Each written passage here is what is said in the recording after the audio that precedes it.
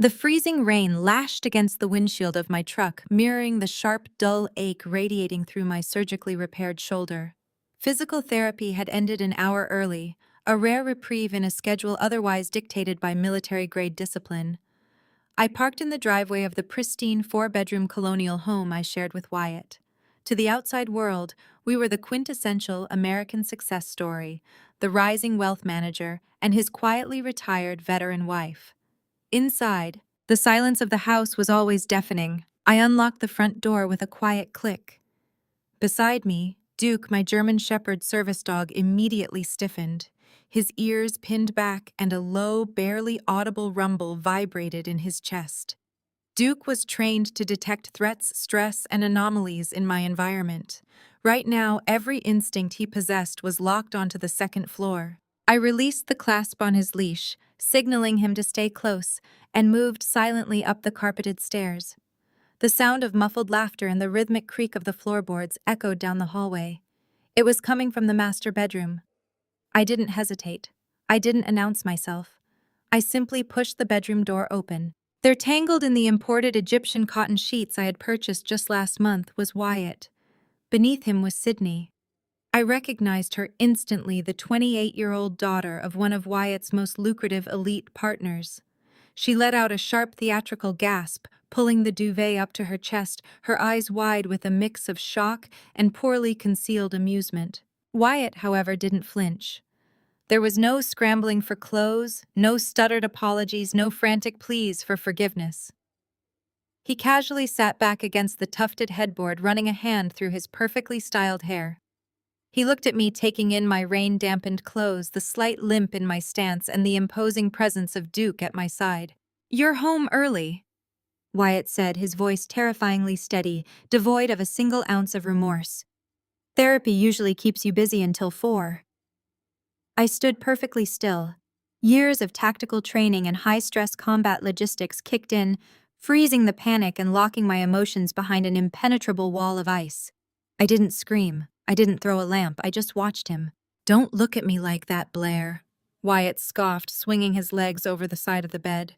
He didn't even bother to cover himself. "This was inevitable. Look at you." He gestured vaguely in my direction, his lips curling into a cruel sneer. "You're a ghost.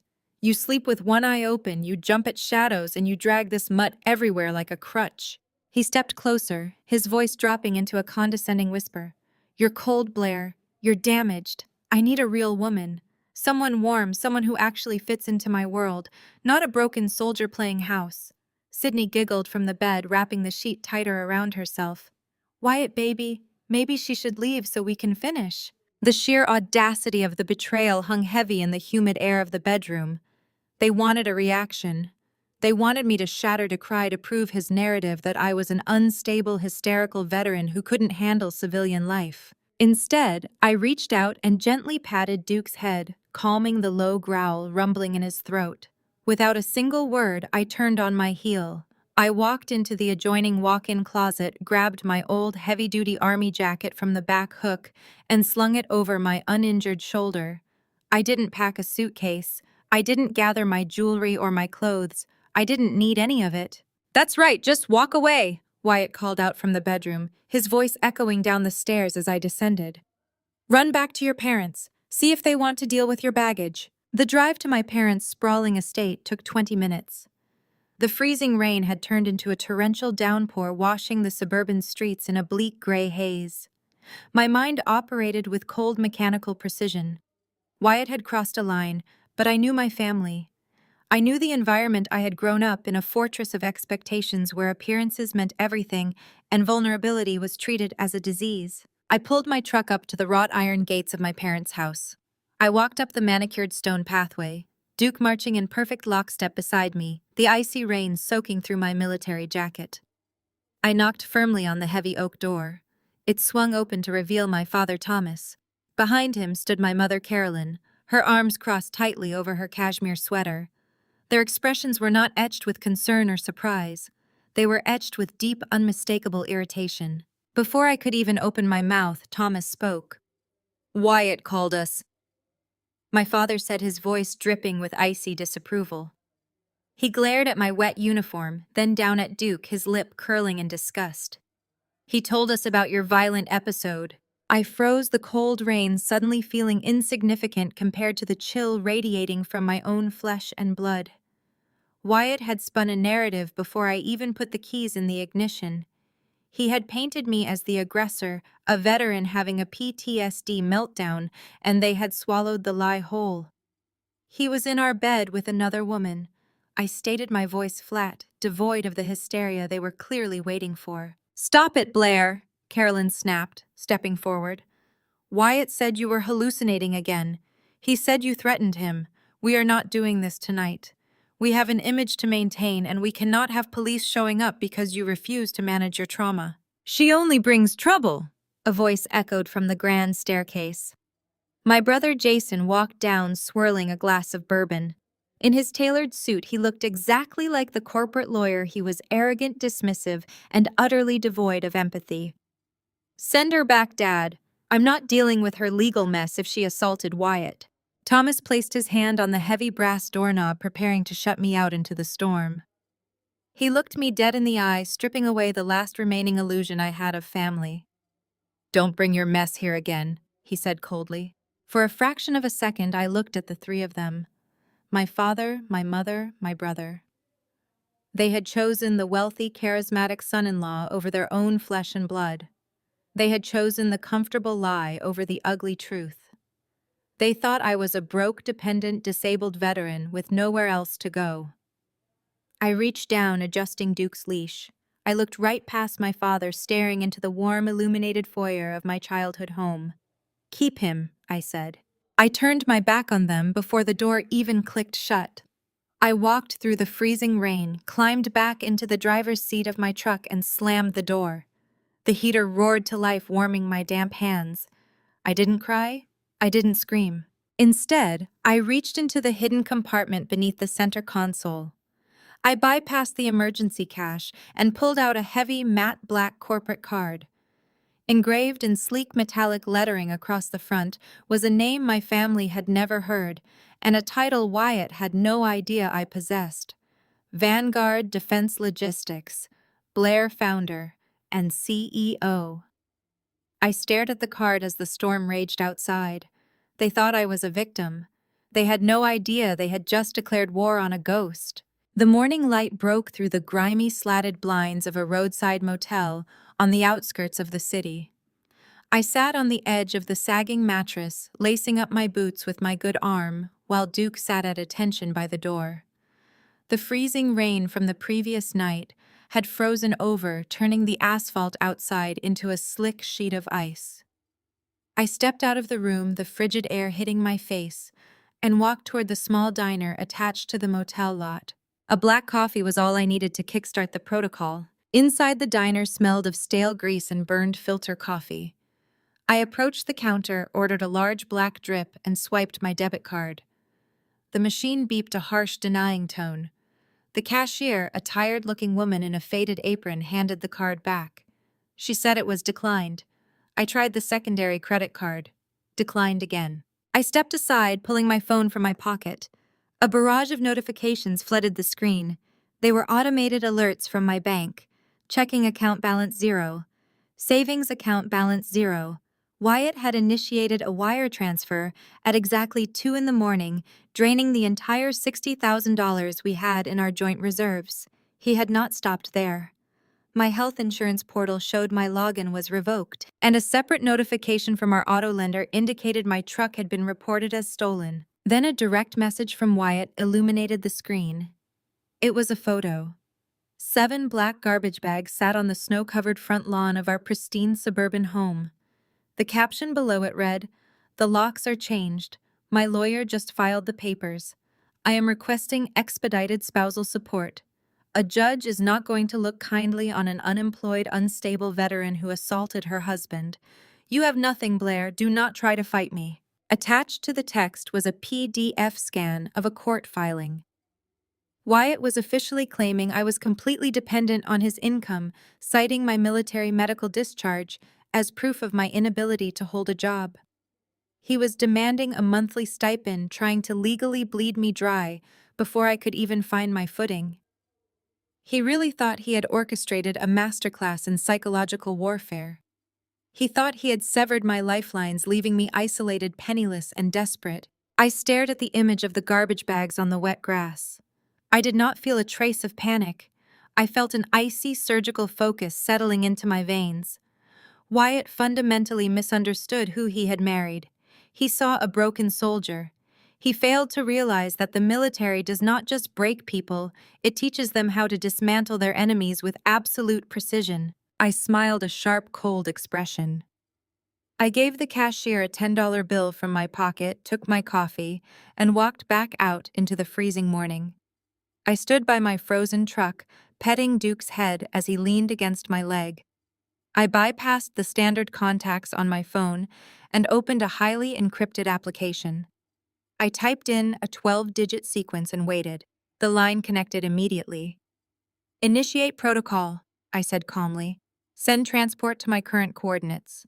Exactly 14 minutes later, a matte black, heavily armored SUV glided into the motel parking lot, its tires crunching over the ice. The vehicle pulled up right in front of me. The driver, a broad-shouldered ex-ranger named Hayes, stepped out instantly. He did not ask questions. He simply opened the rear door, nodding respectfully, as Duke jumped in followed by me. "Downtown," I instructed. The SUV merged onto the highway, leaving the cheap motel and the remnants of my fake suburban life in the rearview mirror. We bypassed the morning traffic with practiced ease, gliding toward the financial district. The city skyline loomed ahead, dominated by towering monuments of corporate power. We pulled into the secure underground garage of a sleek 90-story glass high-rise. This building was the nerve center of the city's defense contractors, a place Wyatt could only dream of entering. Hayes escorted me to a private unmarked elevator. I pressed my thumb against the biometric scanner panel. The light flashed green, and the elevator shot upward without stopping until it reached the top floor. The steel doors slid open, revealing a sprawling, ultra-modern executive suite. The logo etched into the frosted glass partition read, "Vanguard Defense Logistics." The company handled multi-million-dollar supply chain contracts for federal agencies, moving critical assets across the globe. To the public, Vanguard was run by a faceless board of directors. To Wyatt, I was just a housewife collecting a modest disability check. As I walked down the central corridor, the ambient chatter of the trading floor ceased. Men and women in sharp business attire stopped what they were doing. They stood up from their desks, parting like the Red Sea. "Good morning, Madam CEO," a senior analyst said, dipping his head. "Good morning, boss," another echoed. I nodded to them, moving with a commanding stride that had nothing to do with a limp and everything to do with ownership. I pushed open the double doors to my corner office. Floor-to-ceiling windows offered a panoramic view of the entire city. I took a seat behind the massive mahogany desk, Duke immediately taking his post by the door. I hit the intercom button. "Send in the legal and cyber teams, now." Within seconds, 3 of the sharpest corporate sharks on the East Coast filed into my office. They stood at attention, waiting for my directive. I slid my phone across the desk, the screen displaying Wyatt's text message and the name of his wealth management firm. "This is Wyatt's firm," I stated, my voice echoing off the glass walls. "I want a complete unauthorized shadow audit of every single transaction he has handled for the last 3 years. Trace his clients, trace his offshore accounts, trace every penny he has ever touched.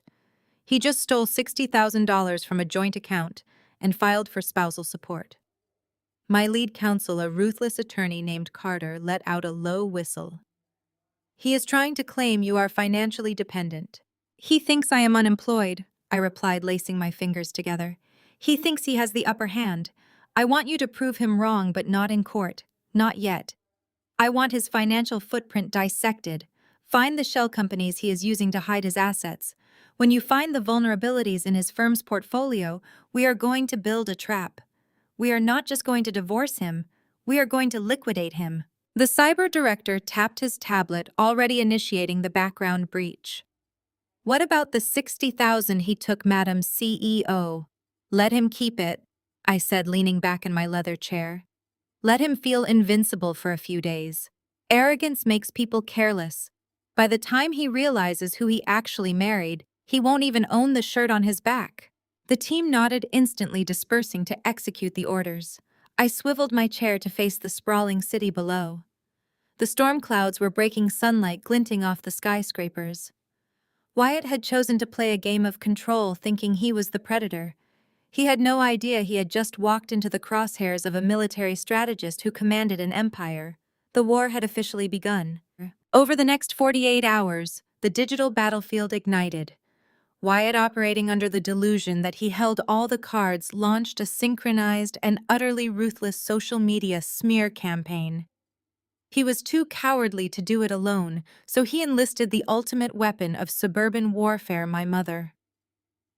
Sitting in the secure confines of my penthouse suite, sipping black coffee, I watched the orchestrated character assassination unfold across every major platform. Carolyn had outdone herself. She posted a lengthy, tear-stained manifesto detailing the profound tragedy of mental illness. She painted a vivid, horrifying picture of a combat veteran who had lost her grip on reality, spinning Wyatt's infidelity into a narrative of survival. According to my mother, Wyatt was a battered spouse, seeking refuge from my supposed violent PTSD episodes. But the absolute crescendo of her digital performance was the introduction of Sydney. Carolyn brazenly tagged the 28-year-old heiress, publicly praising her as a healing presence and an angel who had saved Wyatt from a dark, dangerous living situation. The post went viral within our elite social circles. Comments flooded in, showering Wyatt with faux sympathy and applauding my parents for their bravery in speaking out. My brother Jason shared the post, adding a sterile, legally polished comment about the difficulties of getting appropriate care for unstable veterans. They were systematically dismantling my reputation, laying the groundwork for a narrative that framed me as a volatile threat. It was a textbook psychological operation designed to isolate the target. I did not issue a public statement. I did not retaliate with angry comments or leaked screenshots. I maintained absolute radio silence, letting them gorge themselves on their own false victimhood. Silence in warfare is often the most terrifying sound. My encrypted phone vibrated against the marble countertop, shattering the quiet of the room. It was not a number I recognized, and the message was routed through a secure, untraceable server protocol that only someone intimately familiar with high-level corporate espionage would know how to use. The text contained coordinates for a dilapidated diner 40 miles outside the city limits, along with the time and 2 words. Come alone. I traded my tailored suit for unmarked civilian clothes, leashed Duke, and took an untraceable fleet vehicle from the Vanguard garage. The drive took me deep into the industrial outskirts, far away from the polished high-rises and pristine country clubs my family frequented. The diner sat isolated on a stretch of cracked highway, its neon sign flickering sporadically against the twilight sky. I parked in the shadows, letting Duke survey the perimeter before stepping inside. The air smelled of stale grease and black coffee. The place was entirely empty except for one figure sitting in the furthest, darkest booth. I approached quietly. Sitting there flawlessly dressed in a sharp maroon trench coat was Monique, Jason's wife, my sister-in-law. At Sunday family dinners, Monique was a masterclass in quiet compliance. For 5 years, she had played the role of the dutiful, soft-spoken, agreeable wife to my arrogant brother. She let Jason interrupt her. She smiled politely at my mother's condescending remarks, and she kept her opinions meticulously hidden. But the woman sitting across from me now was not the docile suburban accessory I thought I knew. Her posture was rigid, her dark eyes sharp and calculating. The mask was completely off. She did not offer a warm greeting. She simply slid a silver encrypted flash drive across the sticky Formica table. I looked at the drive, then up at her. Her expression was deadly serious. Monique leaned forward, intertwining her manicured fingers. She dropped the quiet housewife persona and spoke with the rapid, surgical precision of a corporate assassin. She revealed that she had been monitoring Jason's private communications for months. Jason was not just turning a blind eye to Wyatt's infidelity or simply sharing my mother's social media posts. He was acting as Wyatt's shadow counsel. The two of them were actively colluding behind closed doors, navigating the legal loopholes to completely bypass the standard divorce proceedings. I picked up the flash drive, feeling its weight. Monique's voice dropped to a conspiratorial whisper, spelling out the true depth of their treachery. Wyatt and Jason had paid off a private, unethical psychiatrist to forge a series of backdated medical evaluations. They were actively drafting an emergency petition to have me involuntarily committed to a psychiatric facility. The smear campaign online was not just petty revenge, it was a calculated legal foundation. By establishing a public record of my supposed mental instability and violent outbursts corroborated by my own parents, the forged medical records would sail through a sympathetic judge's chamber. Once I was locked away under a psychiatric hold, Wyatt would be granted emergency conservatorship. He would gain immediate, uncontested ownership of our marital home. Worse, he and Jason had found a mechanism to seize my military pension, funneling it directly into Wyatt's depleted accounts to cover the massive debts he was secretly hiding. They were not just trying to ruin my reputation. They were planning to steal my freedom, strip me of my assets, and lock me in a cage. I stared at the African-American woman across from me, absorbing the sheer magnitude of the betrayal. My brother was attempting to institutionalize me for profit. Monique watched the realization settle over my features. A slow, chilling smirk spread across her face. She reached out and tapped the flash drive, resting near my hand. She had provided me with the forged documents, the email trails, the wire transfers, paying off the doctor, and the drafted court petitions. She had handed me the exact weapon needed to detonate their entire scheme. She stood up, pulling the collar of her trench coat tight. She looked down at me, her eyes burning with a mutual, unspoken understanding of what it meant to survive in that toxic family. She did not offer me pity. She offered me an execution order. "Destroy them," she said. Monique turned and walked out of the diner, leaving me alone in the booth. I closed my fist around the silver flash drive, the cold metal biting into my palm. Duke rested his heavy head on my knee, sensing the lethal shift in my demeanor. The smear campaign was a distraction. The real attack was coming, but thanks to the most unlikely ally, I was holding the detonator. The flash drive from Monique felt heavy in my pocket, a loaded weapon waiting to be fired. I did not sleep that night. By dawn, Vanguard's elite cybersecurity division had already decrypted and verified every single document my sister-in-law had provided. The forged medical records, the illicit wire transfers to the corrupt psychiatrist, and the drafted petitions for involuntary commitment were all securely backed up on multiple off-site corporate servers. My legal team was in the process of drafting a devastating countersuit when a notification chimed on my secure tablet. It was a formal summons from Wyatt demanding a mediation meeting at noon. The location he selected was highly calculated, the Pinnacle Country Club. Pinnacle was a bastion of generational wealth and old money, a sprawling gated estate of manicured golf courses and vaulted dining halls where my parents held VIP status. Wyatt chose it specifically to corner me on their home turf. He wanted me surrounded by their influence, intimidated by the quiet hum of power that radiated from the club's members. He expected the broken, discarded veteran to walk through those heavy oak doors trembling, crushed under the weight of her own supposed inadequacies. He wanted a public venue where any emotional reaction from me would immediately validate their narrative of my instability. I arrived at precisely noon. I traded my tactical gear for a tailored charcoal gray suit that cost more than Wyatt's entire seasonal wardrobe, though the label was discreet enough to go unnoticed by untrained eyes. Duke walked perfectly at my side, his service vest immaculate and his focus unyielding.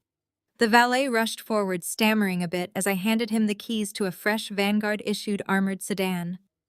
We bypassed the main lobby and the judgmental stares of the club's elite patrons, heading straight for the executive dining wing. I did not wait for the maitre d' to announce my arrival. I opened the door to the private suite without knocking. The room smelled of aged leather, expensive cigars, and suffocating arrogance. Wyatt sat at the head of a long, polished mahogany table, nursing a glass of sparkling water with a look of supreme confidence.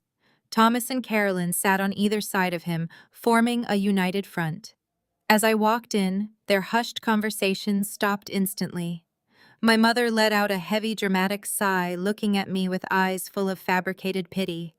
My father crossed his arms, his posture rigid with sheer disapproval. "Have a seat, Blair," Wyatt said, using a tone one might reserve for a disobedient child.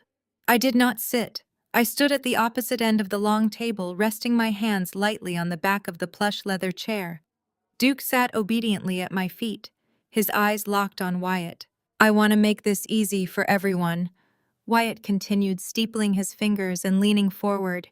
He projected the image of a benevolent victim, a man eager to put a tragic chapter behind him for the good of all involved. "You are clearly unwell. Your mother and father agree that a drawn-out legal battle would only exacerbate your mental state. I am willing to offer you a clean break." He reached into his breast pocket, retrieved a pristine white envelope, and slid it across the polished mahogany. It glided smoothly, coming to a halt right in front of me. Alongside it was a thick legal document flagged with bright yellow sticky notes. "That is a quitclaim deed and an ironclad non-disclosure agreement," Wyatt explained, his voice smooth and practiced. "You sign over your interest in the house, and in exchange I am giving you a check to help you get back on your feet. You take the money, you walk away quietly, and we do not pursue the emergency psychiatric hold your family and I have been discussing. It is the best possible outcome for a woman in your condition." I looked down at the check protruding from the envelope. It was written out for exactly $5,000. It was a calculated insult, a sum so small it was meant to underscore my complete lack of worth in their eyes. "Sign the paper, Blair," Thomas barked, leaning forward and tapping his knuckles against the table. His patience was already wearing thin. "Stop embarrassing us in our own club. Wyatt is being more than generous considering your erratic behavior and the trauma you have inflicted on this family. Take the money, find a small apartment, and get the help you clearly need. We will not tolerate another one of your episodes here." Carolyn nodded in agreement, dabbing the corner of her perfectly dry eye with a linen napkin. "We just want peace, darling. Sydney has brought such a calming presence to Wyatt's life. She is exactly what he needs right now. You need to sign the papers and let him move on." They waited for the explosion. They wanted the yelling, the anger, the tears. They needed the hysterical, unhinged veteran to lash out and validate the forged medical evaluations sitting on Jason's desk. They needed a scene. Instead, I reached out and picked up the check. I held it up to the light, filtering through the stained glass windows, examining the signature. $5,000. I stated, my voice completely devoid of inflection or emotion. "It is a fair transition fund," Wyatt replied, a smug, victorious smile creeping onto his face as he assumed I was accepting defeat. "More than you are legally entitled to given your lack of contribution to the household over the last few years." I did not argue. I brought my hands together and deliberately, methodically tore the check in half. The crisp sound of ripping paper echoed sharply in the quiet room. Wyatt's smile faltered instantly. I placed the halves together and tore them again. I continued the motion until the check was reduced to a handful of tiny, meaningless squares. I opened my hand and let the confetti fall, watching it scatter across the signature lines of the quitclaim deed. Wyatt stood up his chair, scraping loudly against the hardwood floor, his face flushed with sudden volatile anger. "What is wrong with you? That is the only lifeline you are going to get." I walked down the length of the table, my footsteps completely silent on the thick Persian rug. Thomas opened his mouth to shout an order, demanding I return to my seat, but I ignored him completely. I stopped right next to Wyatt's chair. He instinctively leaned back, his eyes flashing with a sudden, genuine apprehension as I encroached on his personal space. I leaned down until my face was inches from his ear. The scent of his expensive cologne was overpowering, masking the faint smell of nervous sweat. "Cayman National Bank." I whispered, my voice so low and precise that neither of my parents could hear a single syllable. I recited a sequence of 14 digits with perfect, unyielding accuracy. "Routing number ending in 472. The exact shadow ledger where you deposited the $2.4 million you embezzled from the Holden and Vance portfolios last quarter." Wyatt stopped breathing. His entire body went rigid. The flush of arrogant anger vanished from his cheeks, replaced instantly by a sickening, chalky white pallor. His eyes dilated in sheer, unadulterated terror as he stared straight ahead, completely paralyzed by the realization that his deepest, most guarded criminal secret was known. I straightened my posture and smoothed the lapels of my jacket. I did not offer an explanation. I did not deliver a dramatic monologue about Vanguard Defense Logistics or the shadow audit my legal team had just completed. The string of numbers was more devastating than any threat I could have vocalized. "Heel," I commanded quietly. Duke rose instantly from his position across the room, falling in line beside me with military precision. I turned and walked toward the exit without a backward glance. "Blair, get back here!" Thomas yelled, slamming his hand on the table in frustration. "Wyatt, what did she say to you? What is going on?" I pulled the heavy oak door open and stepped out into the plush hallway, letting the door click shut behind me. Through the thick wood, I could hear my mother frantically asking Wyatt what was wrong, her voice tinged with confusion and rising panic. Wyatt did not answer her. I knew he couldn't speak. He was too busy realizing that the woman he thought he could discard with a $5,000 check had just handed him a one-way ticket to federal prison. Back at the glass and steel fortress of Vanguard Defense Logistics, the atmosphere hummed with a focused predatory intensity. The hushed, suffocating elegance of the country club felt like a lifetime ago. I strode directly into the secure subterranean server floor, a sprawling space bathed in the cool blue glow of monitors and the low hum of advanced cooling units. My chief cybersecurity officer, a brilliant former intelligence operative named Chen, was waiting for me at the central command console. The initial breach of Wyatt's Cayman accounts had merely scratched the surface of the corruption. Now Chen's team had cracked the encrypted ledgers wide open, exposing the absolute rot at the core of Wyatt's wealth management firm. The conflict had officially escalated from a messy domestic dispute into a full-scale corporate siege. I stood behind Chen watching streams of financial data scroll across the massive main display. It was significantly worse than simple embezzlement. Wyatt was not merely skimming off the top of elite portfolios to fund his lifestyle. He was orchestrating a massive hollow shell game. He was moving fresh capital from new investors to pay fabricated dividends to his legacy clients. It was a classic, unadulterated Ponzi scheme. His entire firm was bleeding out, operating entirely on borrowed time and stolen capital.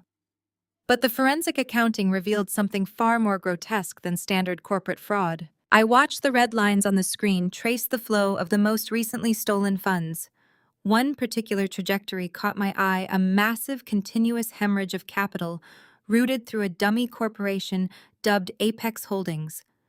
I ordered Chen to trace that specific line. His fingers flew across the keyboard executing the command.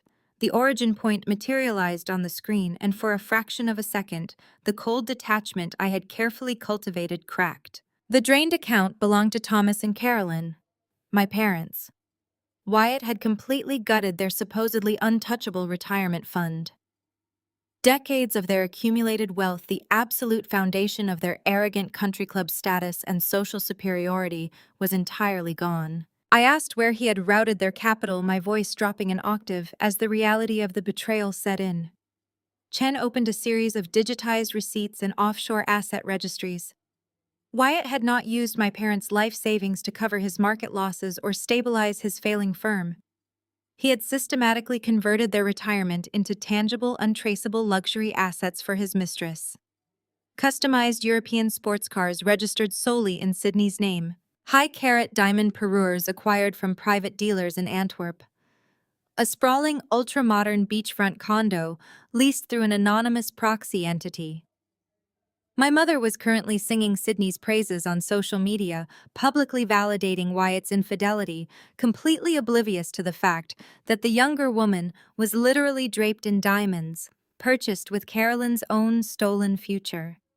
My parents were enthusiastically funding their own destruction. My lead corporate counsel, Carter, stepped into the ambient glow of the monitors and handed me a thick physical dossier.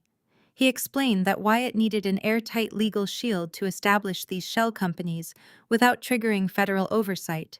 He needed a registered guarantor with a spotless corporate law background to legitimize the paperwork. I opened the file. There, at the bottom of dozens of fraudulent incorporation documents, was the bold, sweeping signature of my brother Jason. In his blind arrogance and his desperate need to partner with Wyatt's perceived wealth, Jason had not bothered to conduct even the most basic due diligence. He had signed off as the primary guarantor for every single one of Wyatt's toxic shell entities. Jason was legally and financially tethered to a collapsing Ponzi scheme.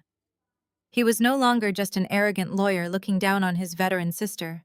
He was criminally culpable in a massive federal fraud case. Carter looked at me, anticipating the next logical command in our corporate playbook, asking if he should compile the brief for the FBI white-collar division. We had enough hard evidence to put both my ex-husband and my brother away for 20 years. I closed the dossier, the smooth cardstock cold against my fingertips.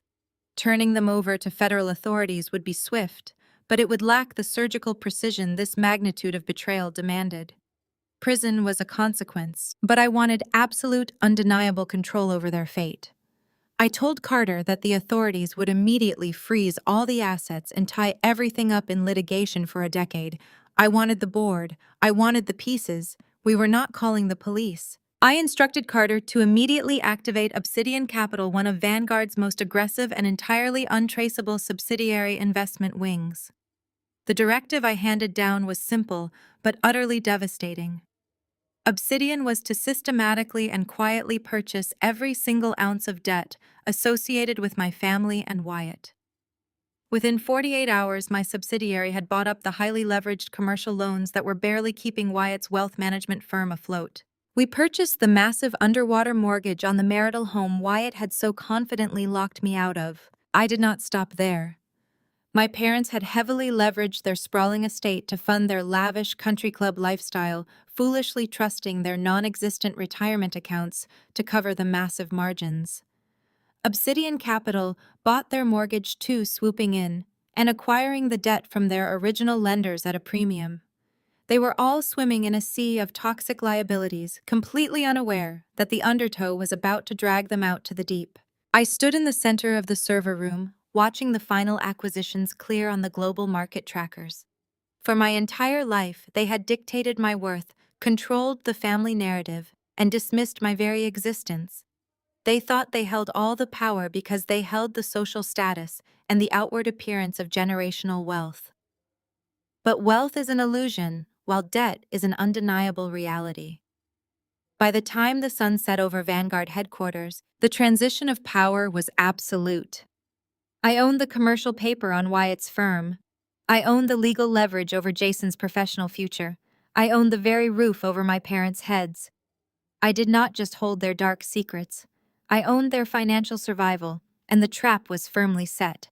The trap was firmly set, its steel jaws locked open and waiting for the perfect moment to snap shut. That moment was rapidly approaching, wrapped in the guise of Wyatt's most anticipated social event of the season. His wealth management firm was hosting its annual philanthropic gala, a glittering high society spectacle held at the city's most opulent historic ballroom. It was designed to project an aura of unparalleled success, masking the desperate financial rot eating away at his foundation. For my parents, this event was the social equivalent of a royal coronation. Thomas and Carolyn were already circulating through their elite networks in the days leading up to the party, boasting loudly about the exclusive guest list. My mother was practically vibrating with excitement, pre-planning the official introduction of Sydney to their country club peers. She was referring to the 28-year-old heiress as her future daughter-in-law, eager to publicly cement the narrative that Wyatt had mercifully moved on from his disastrous, unstable first marriage. They were completely oblivious to the predator circling their glass house. Operating from the sterile shadows of my corporate command center, I directed Obsidian Capital to make a staggering, untraceable charitable donation to the event's organizing committee. Within minutes, my newly acquired shell corporation had covertly secured the Diamond FIVYP sponsorship. This tier of access granted exclusive entry to the private donor reception and a highly visible table right at the edge of the main stage. Wyatt believed he had just landed a massive anonymous corporate benefactor eager to inject fresh capital into his prestigious failing firm. He had actually just sold the master key to his own execution. While Wyatt and Jason spent their Saturday morning navigating the lush green fairways of an exclusive private golf course completely blind to the financial guillotine suspended just inches above their necks, the real strategic maneuvers were happening in the quiet of the suburbs. Monique was executing her extraction protocol with breathtaking surgical efficiency. I received secure real-time updates on my tablet as she systematically dismantled her marital ties to my brother. She bypassed his heavily monitored joint accounts, quietly liquidating her personal assets and transferring the funds into an encrypted offshore trust that Vanguard's cyber team had helped her establish overnight. She moved through the pristine suburban house without an ounce of hesitation or regret. She did not leave a sentimental note of explanation or a tearful letter of goodbye. Instead, she left a thick stack of flawlessly drafted, irrevocable divorce papers resting precisely on the center of their imported marble kitchen island. Beside the documents sat her polished wedding band. Her designer luggage was packed into the trunk of a waiting, unmarked town car bound for a private airfield on the edge of the state. By the time Jason finished his 18 holes, drank his clubhouse scotch, and returned to his immaculate empty mansion, his wife would be a ghost. She was completely untethered from the impending federal fallout, leaving him to face the devastating consequences of his fraudulent guarantor signatures entirely alone. Back in my penthouse, the afternoon sun began to dip below the city skyline, signaling the time to discard the armor of my past. The tactical boots, the heavy denim, and the faded military jackets that had defined my aesthetic for years were pushed aside. Tonight required an entirely different caliber of camouflage. I stepped into a custom-tailored midnight blue silk gown, an architectural masterpiece of sharp, clean lines and aggressive elegance. The heavy fabric moved like liquid shadow, falling perfectly against my frame, concealing the rigid, unyielding posture of a combat veteran beneath the guise of high society royalty. The cut was ruthless, designed to command absolute attention the moment I entered a room. My hair was swept up into a severe, immaculate twist, pulling the focus to the sharp angles of my jaw. The only jewelry I wore was a pair of brilliant cut diamond studs, cold and unforgiving. I looked into the floor-to-ceiling mirror, adjusting the subtle cuffs of the gown. The woman staring back was not the broken, discarded housewife Wyatt had attempted to erase. She was not the fragile, unstable veteran my mother had described to her friends. She was the chief executive officer of Vanguard Defense Logistics, a lethal apex predator draped in haute couture, ready to walk straight into the lion's den and slaughter the entire pride. The tactical coordination for the evening was flawless, running with the oiled precision of a military strike. Carter and Vanguard's elite legal division had already initiated the final terminal phase of our counter-offensive. Hours earlier, they had securely transmitted a highly classified, heavily redacted dossier to a specialized white-collar crime division of the federal government. The agents had spent the afternoon reviewing the irrefutable hard evidence of Wyatt's Ponzi scheme, the illegally backdated psychiatric evaluations, and Jason's fraudulent corporate signatures. They did not need to build a case. Vanguard had handed them a completed conviction wrapped in a neat, undeniable package. The investigators were fully briefed, fully mobilized, and currently staged in a fleet of unmarked black vehicles in the subterranean parking garage directly beneath the gala venue. I adjusted the microscopic encrypted communication earpiece nestled invisibly in my right ear. Chen's voice crackled through the secure channel, his tone flat and professional, confirming that the federal agents were locked in position at all perimeter exits, silently waiting for my executive signal to breach the ballroom doors. I gave a single curt nod to my reflection in the glass. I took a deep, steadying breath, feeling the icy, familiar calm of a sniper, waiting for the target to step blindly into the crosshairs. I turned and walked out of the penthouse, the heavy silk of my gown whispering against the marble floor. It was time to attend a party. The armored Vanguard sedan glided through the neon-lit arteries of the city, delivering me to the wrought iron gates of the grand historic ballroom. The exterior was a spectacle of flashing camera bulbs, velvet ropes, and flustered valet attendants scrambling to park a fleet of exotic sports cars. I remained in the darkened back seat, watching the city's financial elite filter through the arched entryway. Hayes, operating as my personal security detail, sat in the driver's seat scanning the perimeter. He offered a sharp affirmative nod in the rearview mirror. The federal agents were firmly in position, cloaked in the shadows of the subterranean parking garage, waiting for the digital tether to snap. I stepped out of the vehicle, the crisp night air biting against my bare shoulders, and adjusted the heavy leather leash in my right hand. Duke stood at absolute attention beside me. His customized black tactical service vest was strapped securely across his broad chest, projecting an aura of disciplined, uncompromising lethality. Inside the cavernous ballroom was a masterclass in aggressive opulence. Crystal chandeliers hung from vaulted frescoed ceilings, casting a warm golden glow over the sea of silk velvet and tailored tuxedos. Waiters in immaculate white coats circulated endlessly with silver trays of beluga caviar and vintage champagne. The air vibrated with the low, self-important hum of old money networking. Through the dense, glittering crowd, I easily spotted the orchestrators of my supposed demise. They held court near the very front of the stage, occupying a prime VIP table that radiated suffocating suburban arrogance. Thomas and Carolyn were in their absolute element, completely intoxicated by their own perceived social elevation. My father was loudly recounting a golf anecdote to a captive audience of junior partners, while my mother held a crystal flute of champagne, tilting her head back in practiced theatrical laughter. Jason stood right beside them, swirling an amber liquid in a heavy lowball glass. He was completely blind to the fact that his wife had just vanished across state lines, leaving him legally tethered to a sinking criminal enterprise. And then there was Wyatt. He stood at the center of their adoring sycophantic circle, flanked by Sydney, who was practically suffocating under the weight of the stolen diamonds wrapped tightly around her neck and wrists. Wyatt looked invincible.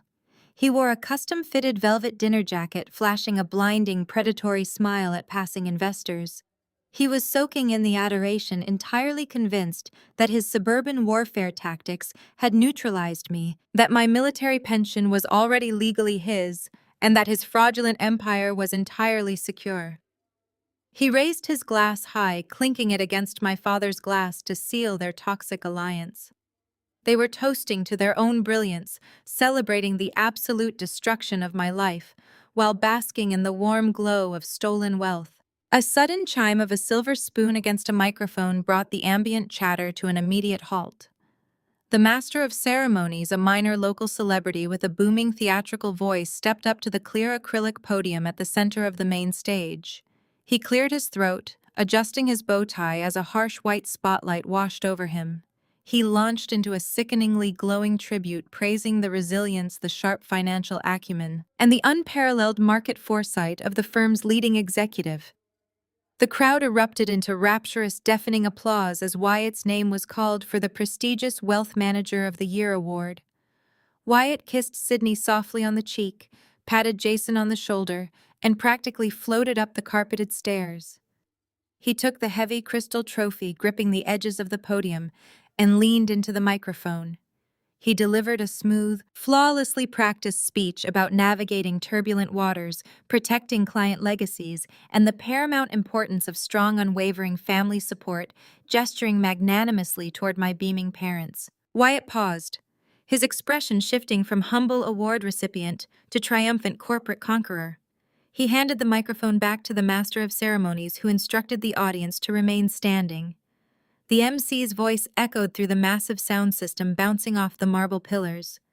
He announced that the evening's unprecedented success, and indeed the firm's record-breaking quarterly margins, were made possible by a singular, extraordinary influx of capital. The firm was honoring a brand-new benefactor, an anonymous corporate entity that had generously secured the Diamond FYP sponsorship, single-handedly saving the gala and stabilizing their firm. The MC extended his hand toward the back of the room, inviting this mysterious savior to step out of the shadows, reveal their identity, and join Wyatt on stage to be recognized by the city's elite. The heavy brass-studded mahogany doors at the rear of the grand ballroom did not just open, they were violently thrown wide by two Vanguard security operatives.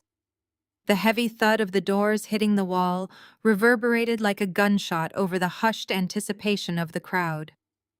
A brilliant tracking spotlight swung instantly from the stage, cutting through the dimness to illuminate the entryway.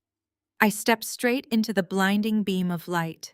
The midnight blue silk of my custom-tailored gown caught the light shimmering like a freshly sharpened blade. I did not walk with the broken defensive limp of a traumatized veteran, nor did I shrink under the collective gaze of 1,000 predatory socialites. I moved with the lethal measured stride of a corporate warlord claiming her conquered territory. Duke flanked my left side, walking flawlessly in sync with my movements. His tactical service vest signaled an immediate, undeniable threat amidst the sea of evening gowns. The crowd turned as one massive entity. As I advanced down the central aisle, the sea of elite investors, socialites, and wealth managers instinctively parted. They stepped back, clearing a wide, unobstructed path, their faces registering a mixture of sheer awe and visceral intimidation at the raw power radiating from the aisle. The spotlight tracked my every step, washing over the VIP tables directly beneath the stage. Carolyn was mid-sip, her eyes following the beam of light. When her gaze finally locked onto my face, recognizing the daughter she had tried to erase, the color completely drained from her heavily powdered cheeks. Her fingers went limp. The expensive crystal champagne flute slipped from her grasp, plummeting toward the floor. The glass shattered against the imported marble with a sharp, piercing crash that echoed through the dead-silent ballroom. Next to her, Thomas froze, his jaw slack, the arrogant golf anecdote dying instantly in his throat. Jason gripped the edge of the table, staring in absolute paralyzed confusion. But it was Wyatt's reaction that commanded my ultimate attention. He was still standing at the acrylic podium, the heavy crystal award clutched tightly in his hand. He looked down the aisle, expecting to greet a faceless corporate proxy, a foolish billionaire he could charm and manipulate. Instead, he saw the woman he had tried to institutionalize, the soldier he thought he had broken, marching toward him, dripping in unimaginable wealth and power. The smug, invincible smile evaporated from his face, replaced by a mask of sheer, unadulterated horror. His knuckles turned stark white as he gripped the edges of the podium to keep his knees from buckling. The air evaporated from his lungs. In that agonizing, stretched-out second under the blinding stage lights, Wyatt finally understood that the predator he thought he had caged was actually the one holding the leash, and his absolute doom had just arrived. I took the final steps up the carpeted stairs to the main stage. The soft rustle of my heavy silk gown, the only sound penetrating the sudden paralyzed hush of the room. Duke remained stationed at the exact base of the steps, a silent, imposing sentinel guarding my perimeter, his posture radiating a disciplined, lethal warning to anyone who might think to interfere. Wyatt stumbled backward as I approached the clear acrylic podium, his mouth opening and closing like a suffocating fish. He desperately tried to project a facade of bewildered amusement, his panicked eyes darting frantically toward the wealthy crowd, searching for an anchor of support that no longer existed.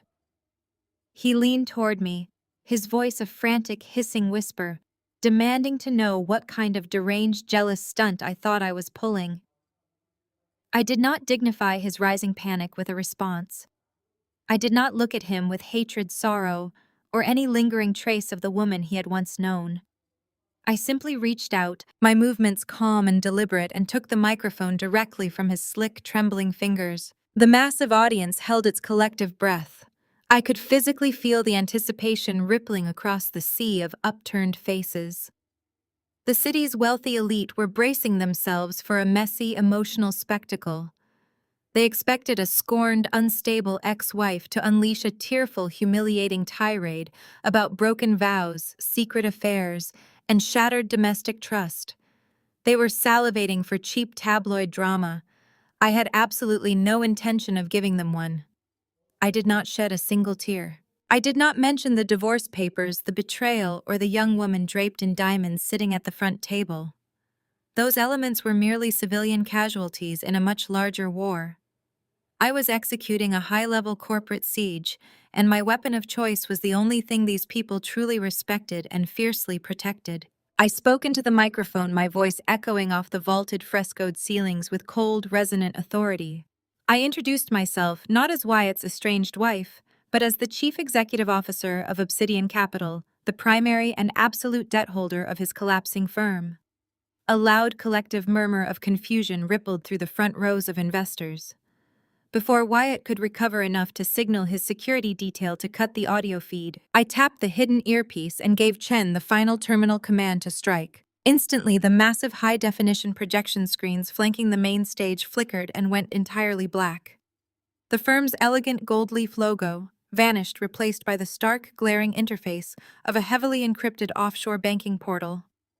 Vanguard's cyber division had completely hijacked the venue's internal audiovisual network, locking out any local override attempts. The murmurs of confusion escalated into sharp, audible gasps as high-resolution images of internal ledgers, dummy corporation registries, and classified wire transfers flooded the massive screens. The raw, unfiltered, and deeply illegal financial anatomy of Wyatt's firm was suddenly exposed for the entire city to witness. I directed the crowd's attention to the scrolling screens, turning the opulent ballroom into a devastating boardroom briefing. I bypassed the emotional infidelity and struck directly at the fiscal rot. I methodically walked the audience through the exact flow of their newly deposited capital. Thick red lines on the digital map snaked across the displays, illustrating exactly how fresh investments were being illegally diverted the moment they cleared. I showed them how their secure municipal bonds, offshore trusts, and supposedly untouchable legacy portfolios were being aggressively liquidated. Wyatt was not generating unprecedented market returns. He was cannibalizing the very foundation of their generational wealth to pay fabricated dividends and mask catastrophic firm-ending market losses. The air in the ballroom grew thick, heavy, and toxic as the reality of the massive Ponzi scheme dawned on the city's most powerful investors. But a truly surgical strike required a specific, devastating focal point to ensure total psychological collapse. I commanded the screens to isolate a single massive trajectory of stolen capital. The digital ledger zoomed in, magnifying the specific routing numbers and account headers until they were 10 feet tall. I looked directly down at the VIP table where my parents were sitting paralyzed in their velvet chairs. The crowd's collective gaze followed mine. The screen illuminated the total remaining balance of Thomas and Carolyn's lifelong retirement portfolio. The number displayed in glaring, unforgiving red font was 0. I narrated the raw data streaming above us, explaining exactly where my parents' generational wealth had vanished. The screens flashed a rapid, undeniable succession of digital receipts and offshore asset registries. I traced the massive fraudulent wire transfers from their gutted accounts directly to a boutique luxury car dealership in Europe, a private diamond broker operating out of Antwerp, and a proxy entity holding the deed to a sprawling, ultra-modern beachfront estate. I pointed a steady, unyielding finger directly at Sydney. The young heiress froze, her eyes widening in terror, suddenly hyper-aware of the high-carat diamond parure resting heavy against her collarbone. I stated clearly, my voice cutting through the rising panic in the room, that the young woman was literally wearing Carolyn's stolen future. My parents had enthusiastically endorsed and paraded the very architect of their absolute financial ruin, willfully financing the mistress's extravagant lifestyle with their own secretly liquidated life savings. The ballroom shattered. The strained silence imploded, replaced by a deafening, visceral eruption of sheer chaos. It was the terrifying sound of 100 billionaires simultaneously realizing they had been robbed blind. Shouts of absolute outrage echoed off the crystal chandeliers. Heavy chairs scraped violently against the marble floor as frantic investors scrambled to their feet, desperately dialing their attorneys and offshore bankers. Thomas slumped forward, his face turning an ashen, sickly gray, clutching his chest and the edge of the table as if the floor had suddenly vanished beneath him. Carolyn let out a sharp, hysterical shriek, lunging across the spilled champagne to physically tear at Sydney's diamond necklace, screaming incoherently about her stolen money and ruined life. On the stage, Wyatt's primal survival instinct finally kicked in, overriding his paralyzing shock. He dropped the Wealth Manager of the Year Crystal Award. It shattered against the heavy base of the podium, sending sharp fragments of glass flying across the carpet. He spun around, abandoning his firm, his mistress, and the remnants of his pride, sprinting wildly toward the heavy velvet curtains concealing the rear service exit. He desperately thought he could vanish into the labyrinth of the venue's catering kitchens and slip away into the night. He burst through the thick fabric, plunging into the dimly lit backstage corridor. But the shadows were already waiting for him. The heavy, unmistakable sound of a physical, tactical struggle echoed momentarily behind the heavy curtain. The federal agents from the elite white-collar crime division, fully briefed and lying in wait, stepped forward from the wings, completely sealing his only escape route. Two massive suited agents grabbed Wyatt by the shoulders of his custom velvet dinner jacket, slamming him forcefully and unapologetically against the steel stage scaffolding. He gasped for air, his arms wrenched violently behind his back. The sharp metallic click of heavy steel handcuffs locking securely into place cut cleanly through the surrounding uproar. They did not drag him out the back door in secret to spare his dignity. The agents spun him around and marched him directly out onto the edge of the brilliantly illuminated stage, parading the handcuffed, thoroughly humiliated architect of the city's largest financial fraud in front of every single elite client he had systematically destroyed. The collective gasp that followed Wyatt's public execution echoed like a thunderclap, shattering the last remaining illusion of the evening. The initial paralysis gripping the ballroom violently morphed into absolute hysteria. While the billionaire investors swarmed the exits and screamed into their cell phones, my focus remained locked on the VIP table. Thomas and Carolyn were practically vibrating with a toxic cocktail of denial and terror. My mother, her hands shaking so violently she could barely operate the touchscreen, fumbled with her diamond-encrusted smartphone. My father crowded over her shoulder, his face a canvas of sweating, flushed panic. They bypassed the standard wealth management portals, going straight to their primary banking applications. I watched the exact second the digital reality crushed their suburban kingdom. A guttural, agonizing shriek tore from Carolyn's throat, a sound so raw and unhinged it cut through the surrounding bedlam. The screen displayed their total liquid assets, their savings, their emergency funds, and the heavily leveraged margins they used to fund their country club existence. The interface updated in real time, pulling data from the frozen accounts. Every single digital ledger read exactly $0.00. The numbers were absolute, unforgiving, and entirely irreversible.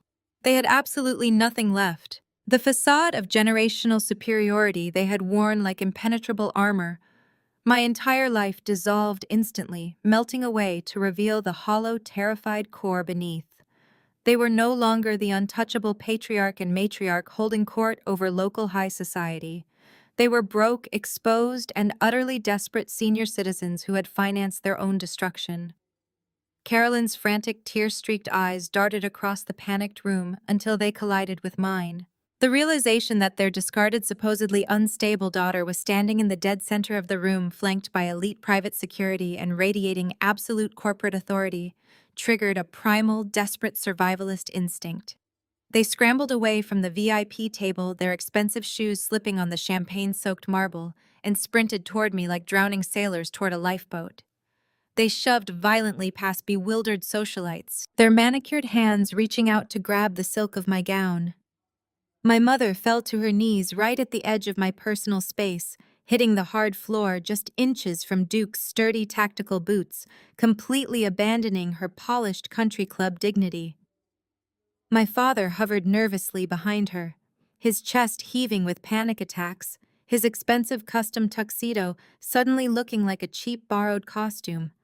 They sobbed uncontrollably, begging me to deploy Vanguard's vast corporate resources, pleading with me to somehow call my legal team and reverse the catastrophic damage. They were completely, pathetically oblivious to the fact that I was the exact architect of their financial annihilation. They begged me to save the sprawling estate I now legally owned, to restore the massive wealth I had strategically allowed Wyatt to vaporize. I looked down at them, my expression an unreadable mask of ice offering absolutely no comfort, no reassurance, and no salvation. Across the chaotic expanse of the ballroom, another localized theater of absolute destruction was rapidly unfolding. Jason was backed tightly against a towering, expensive floral arrangement, his face slick with a cold, terrified sweat. Two federal agents had seamlessly detached from the main tactical strike team and successfully cornered him. One of the agents, a tall man with a severe expression, held a thick, sealed evidence folder. Even from a distance across the room, I recognized the sharp, undeniable edges of the fraudulent incorporation documents Obsidian Capital had forwarded to the Bureau. They were demanding immediate, on-the-record answers regarding his signature acting as the primary legally binding guarantor for every single one of Wyatt's toxic illegal shell entities. Jason was stammering, his hands raised defensively in front of his chest, frantically attempting to deploy his slick, high-priced corporate defense attorney tactics to talk his way out of the trap. He aggressively cited attorney-client privilege, he loudly demanded to see a signed federal warrant, and he vehemently denied any explicit knowledge of the overarching multi-million-dollar Ponzi scheme. But his desperate legal posturing was entirely useless against hard, irrefutable federal forensic evidence. The agent simply stepped closer, invading his personal space, cutting off his escape routes, making it abundantly clear that he was not being casually interviewed as a concerned bystander. He was being formally detained as a primary complicit co-conspirator in a massive federal fraud operation. Just as the lead agent reached to the small of his back to retrieve a second pair of heavy steel handcuffs, the dense crowd of panicked investors surrounding Jason gracefully parted. Monique stepped into the harsh, flashing lights of the ballroom, looking completely serene, regal, and entirely untouched by the surrounding devastation.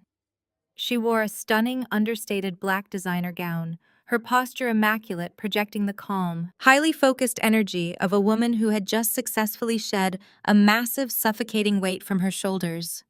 She glided smoothly past the bewildered onlookers and stepped directly into the center of the tense federal interrogation. Jason looked at her, his eyes wide with a sudden desperate flare of hope, mistakenly believing his intelligent, well-connected wife had come to provide character support or leverage her own family's vast legal connections to shield him from the agents.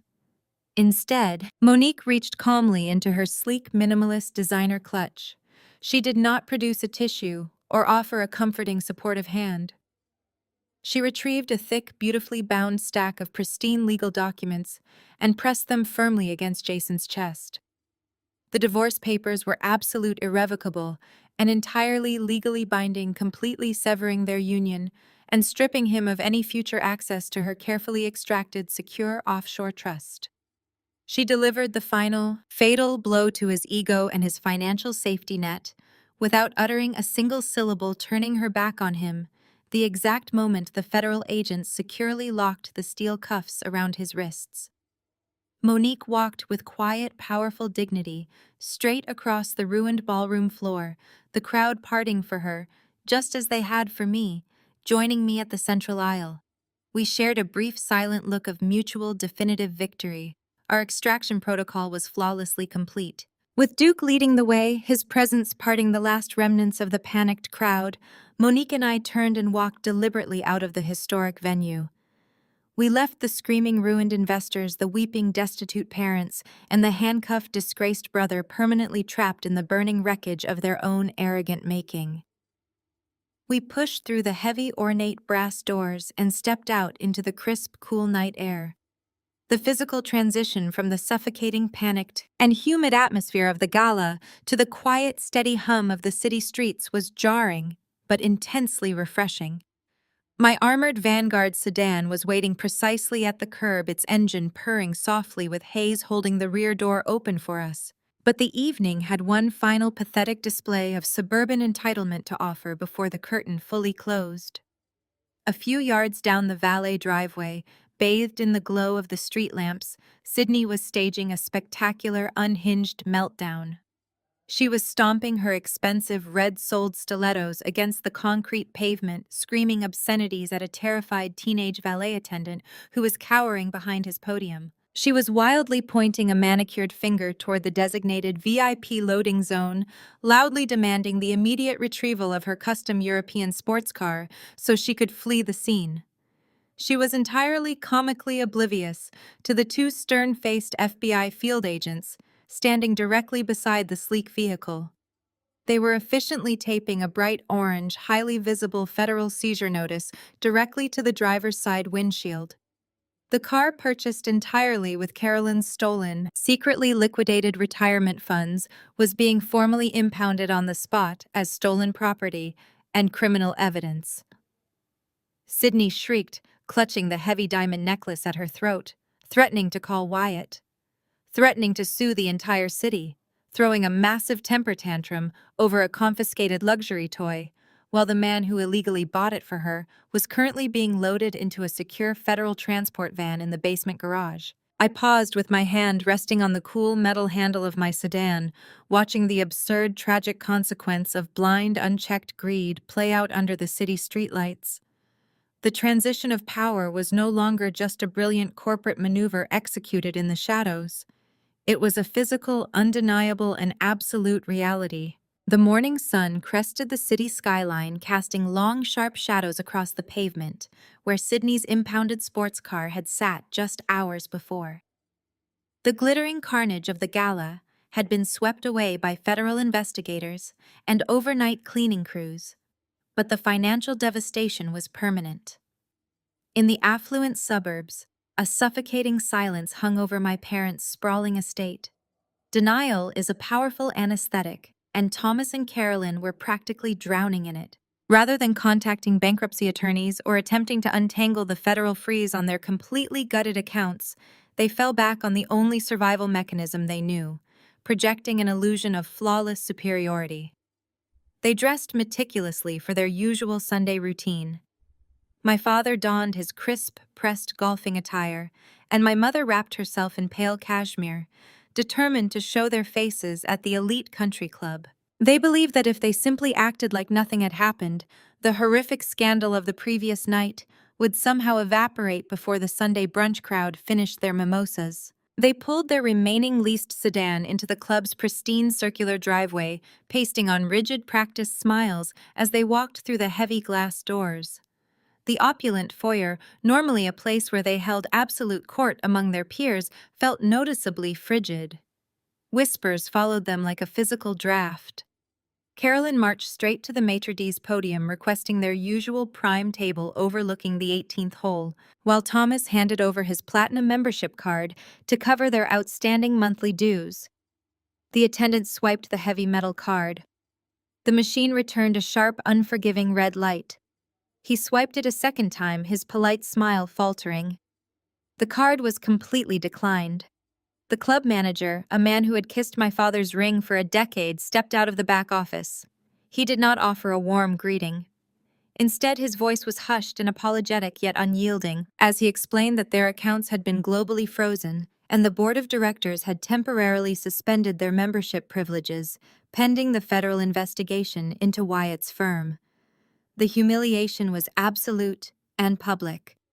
Their peers, the people whose validation they craved more than oxygen, openly stared as Thomas and Carolyn were quietly, firmly escorted off the premises, stripped of their social armor and banished from their sanctuary. The drive back to their estate was conducted in a suffocating, terrified silence.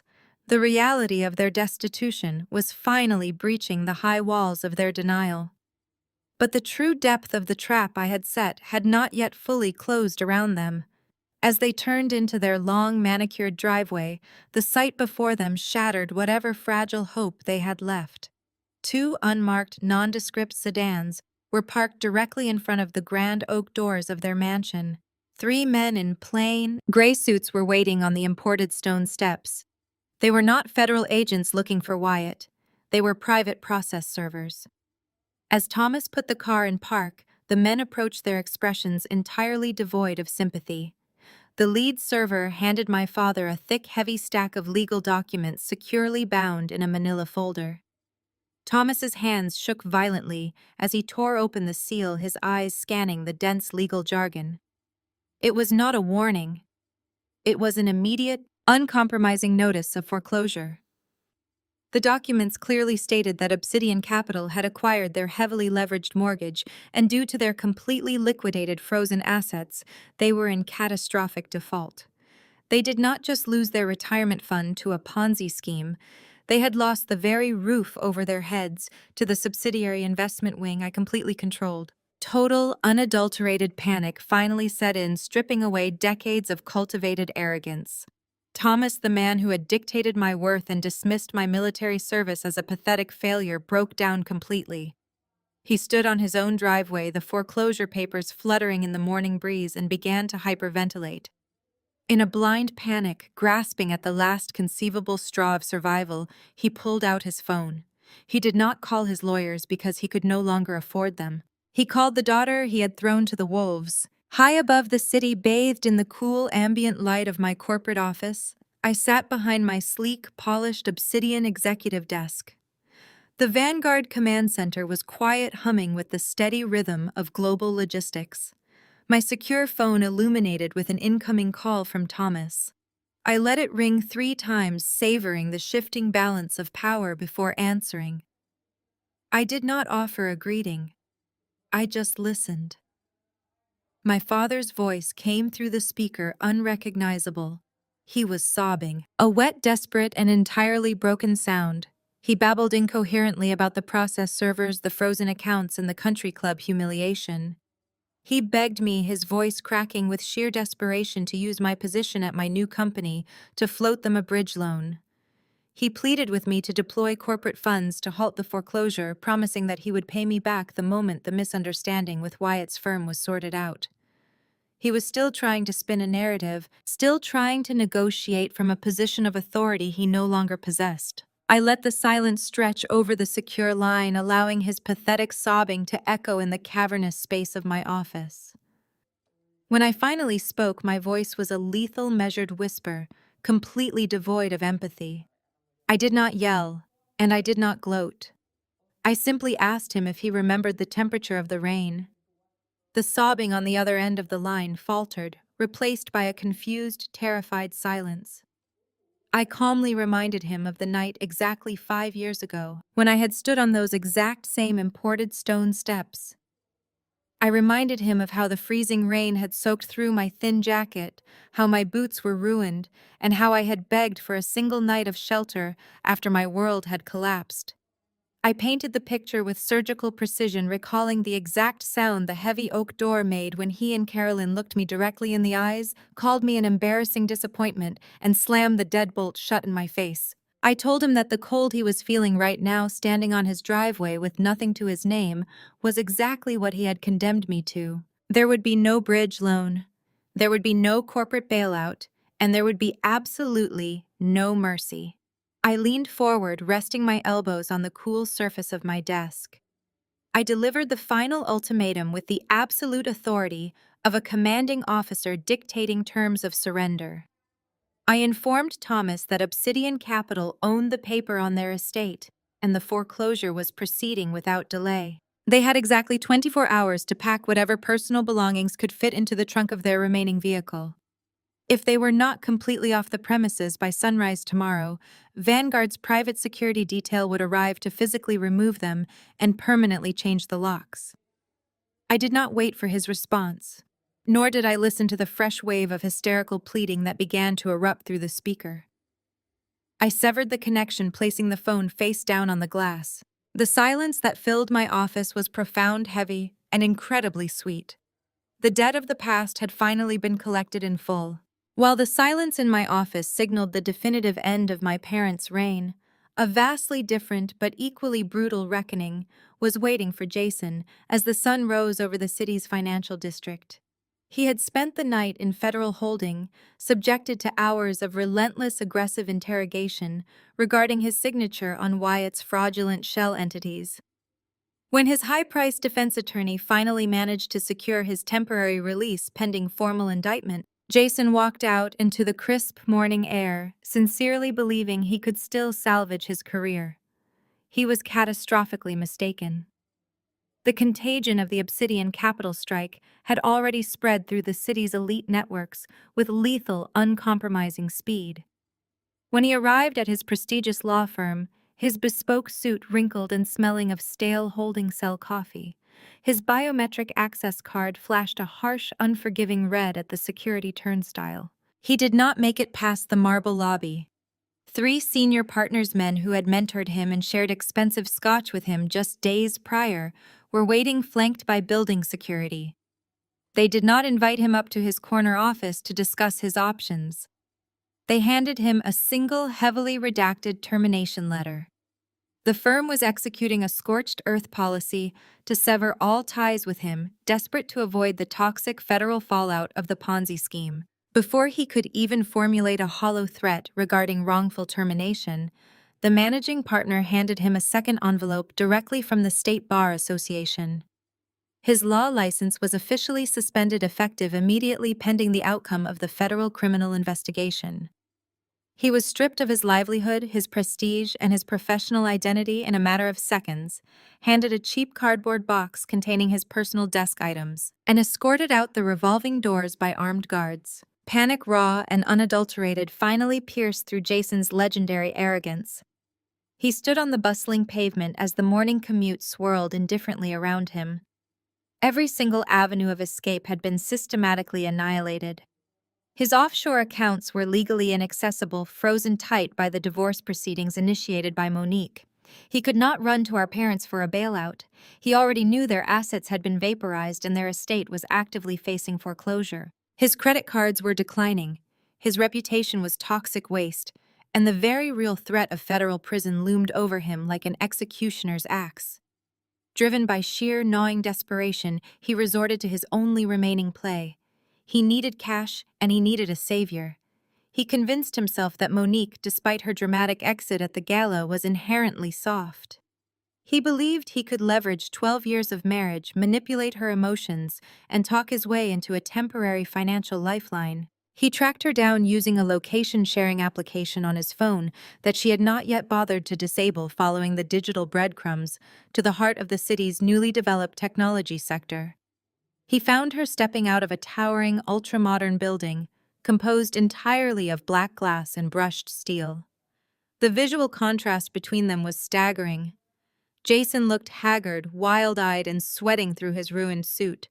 Monique looked like a reigning monarch. She wore a tailored, razor-sharp charcoal blazer, her posture immaculate, projecting an aura of immense, untouchable authority. He rushed toward her, his voice a frantic, grating whine, completely abandoning his polished corporate dignity. He grabbed her arm, launching into a pathetic, rambling monologue on the sidewalk. He blamed Wyatt for tricking him. He blamed the federal agents for overreacting, and he begged her to unfreeze the trust fund just long enough to secure him a decent criminal defense attorney and a hotel room. He pleaded with her to remember their vows, to show him a shred of mercy in his darkest hour. Monique calmly reached down and peeled his trembling fingers off her sleeve as if discarding a piece of lint. She did not raise her voice. She did not look at him with hatred, sorrow, or any lingering affection. She looked at him with the absolute chilling indifference of a stranger observing a fascinating insect. She smoothed the fabric of her blazer and delivered the revelation that would permanently break his spirit. She informed him that she had absolutely no intention of accessing her trust fund to save a sinking ship. She simply did not need to. She gestured casually to the towering black skyscraper behind her, the secondary corporate hub for Vanguard Defense Logistics. She stated with crystal-clear articulation that she had just formally accepted the position of Vice President of Human Resources. The blood drained entirely from Jason's face as the architectural geometry of his destruction finally locked into place. He staggered backward, the breath violently knocked from his lungs. The woman he had constantly belittled as a mere corporate accessory was now a commanding executive. And her boss, the CEO, who had personally recruited her and orchestrated this entire financial bloodbath, was the very sister he had mocked, discarded, and tried to throw onto the streets. He realized, with crushing absolute finality, that Monique and I held every single card, every dollar, and all the power. Monique turned her back on his gaping, silent horror and walked gracefully toward a waiting black car, leaving him completely alone and exposed on the busy sidewalk. Hours later, as a cold, driving rain began to wash over the city, Jason found himself standing at the scarred laminate reception desk of a decaying neon-lit motel miles outside the city limits. He paid for a single night using the last crumpled bills he had managed to scrounge from his wallet. He dragged his cardboard box of office supplies down a flickering, mold-scented corridor and unlocked the door to a grimy, damp room. He sat on the edge of the sagging mattress, listening to the rain beat against the thin, cracked window pane. He was entirely broke, legally radioactive, and utterly isolated. He had been forcefully displaced into the exact kind of squalid, desperate nightmare he had so arrogantly tried to force upon me. The relentless storm that battered the thin, cracked window pane of Jason's squalid motel room also swept across the exclusive, heavily gated enclaves of the city's old money elite. Among the sprawling properties lashed by the freezing rain was the heavily fortified compound belonging to Sydney's father. He was a ruthless commercial real estate magnate who valued his pristine corporate balance sheets and spotless tax records far more than any concept of paternal loyalty or unconditional love. Sydney, having been forced to abandon her federally confiscated luxury sports car at the gala, had managed to secure a humiliating ride to her family's private gates, fully expecting her father to unleash his army of high-priced fixers to clean up the catastrophic mess she had stumbled into. She burst into his expansive mahogany-paneled study, drenched, shivering, and completely hysterical, demanding a blank check and an immediate deployment of elite white-collar defense attorneys. Instead of offering a sympathetic embrace or a comforting word, she was met with a cold, impenetrable wall of corporate self-preservation. Her father had spent 4 decades carefully navigating tax loopholes and aggressively avoiding any form of federal scrutiny. The exact moment the news broke that his daughter was explicitly linked to the epicenter of the largest financial fraud in the state and actively in possession of millions of dollars in stolen assets, he panicked violently. He was absolutely terrified that the radioactive fallout from Wyatt's highly publicized implosion would serve as a beacon to the IRS, triggering a massive forensic audit of his own heavily shielded holding companies. He did not offer her a glass of water or a place to sleep. Operating purely on a primal instinct to protect his own wealth, he immediately froze. Her trust fund revoked her platinum credit cards and explicitly barred her from the property. He coldly and methodically informed her that she was a toxic liability, a walking federal subpoena, and that she was entirely on her own. Stripped of her lifelong safety net and fueled by a blinding entitled rage, Sydney directed her unhinged fury at the only target she felt she could still intimidate. The following afternoon, bypassing any subtle discretion or legal approach, she physically stormed the lobby of Vanguard Defense Logistics. She managed to slip past the initial layer of reception by trailing a large group of visiting executives, her designer heels clicking frantically against the polished granite floor as she bypassed the primary visitor checkpoint. She marched straight toward the restricted elevator banks, screaming my name with a shrill, piercing intensity that halted the entire ground floor staff in their tracks. By slipping through closing doors, she managed to ride a secure employee elevator up to the executive suite before the building's internal security grid fully locked her down. She burst through the heavy, frosted glass doors of my outer office wild-eyed and manic. Her expensive salon blowout was ruined from the humidity, her makeup smeared and her face twisted in a mask of absolute spoiled desperation. She bypassed my stunned executive assistant and stormed into my private sanctuary, pointing a trembling, manicured finger directly at my face. She demanded that I fix the nightmare I had created, screaming that I had maliciously ruined her flawless reputation and stolen her glittering future. She slammed her hands down on the edge of my desk, violently demanding that I give her back her life. I did not even dignify her hysterical, unhinged entrance by standing up.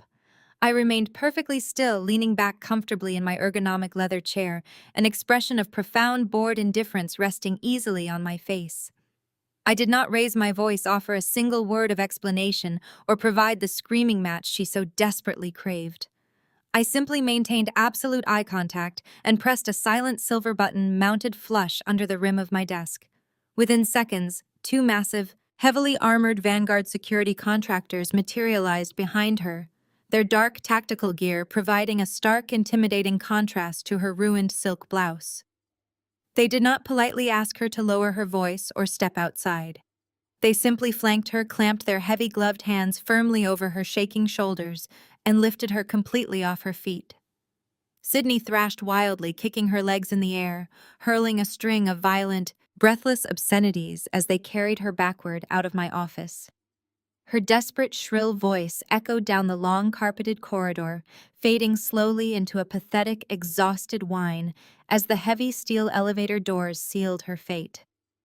As the muffled sound of her forced extraction vanished entirely, returning my office to a state of perfect absolute tranquility, I casually uncapped a heavy gold fountain pen.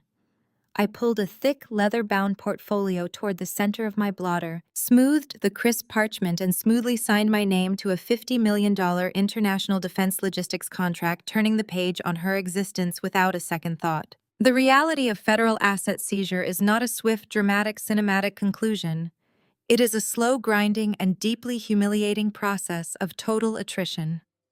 Weeks after her dramatic ejection from my corporate headquarters, the severe legal consequences of Sydney's illicit windfall finally caught up with her.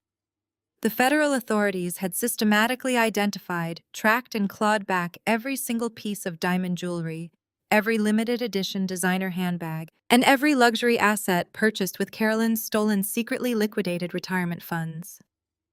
Furthermore, Sydney was now facing mounting aggressive criminal charges for the willful receipt of stolen property.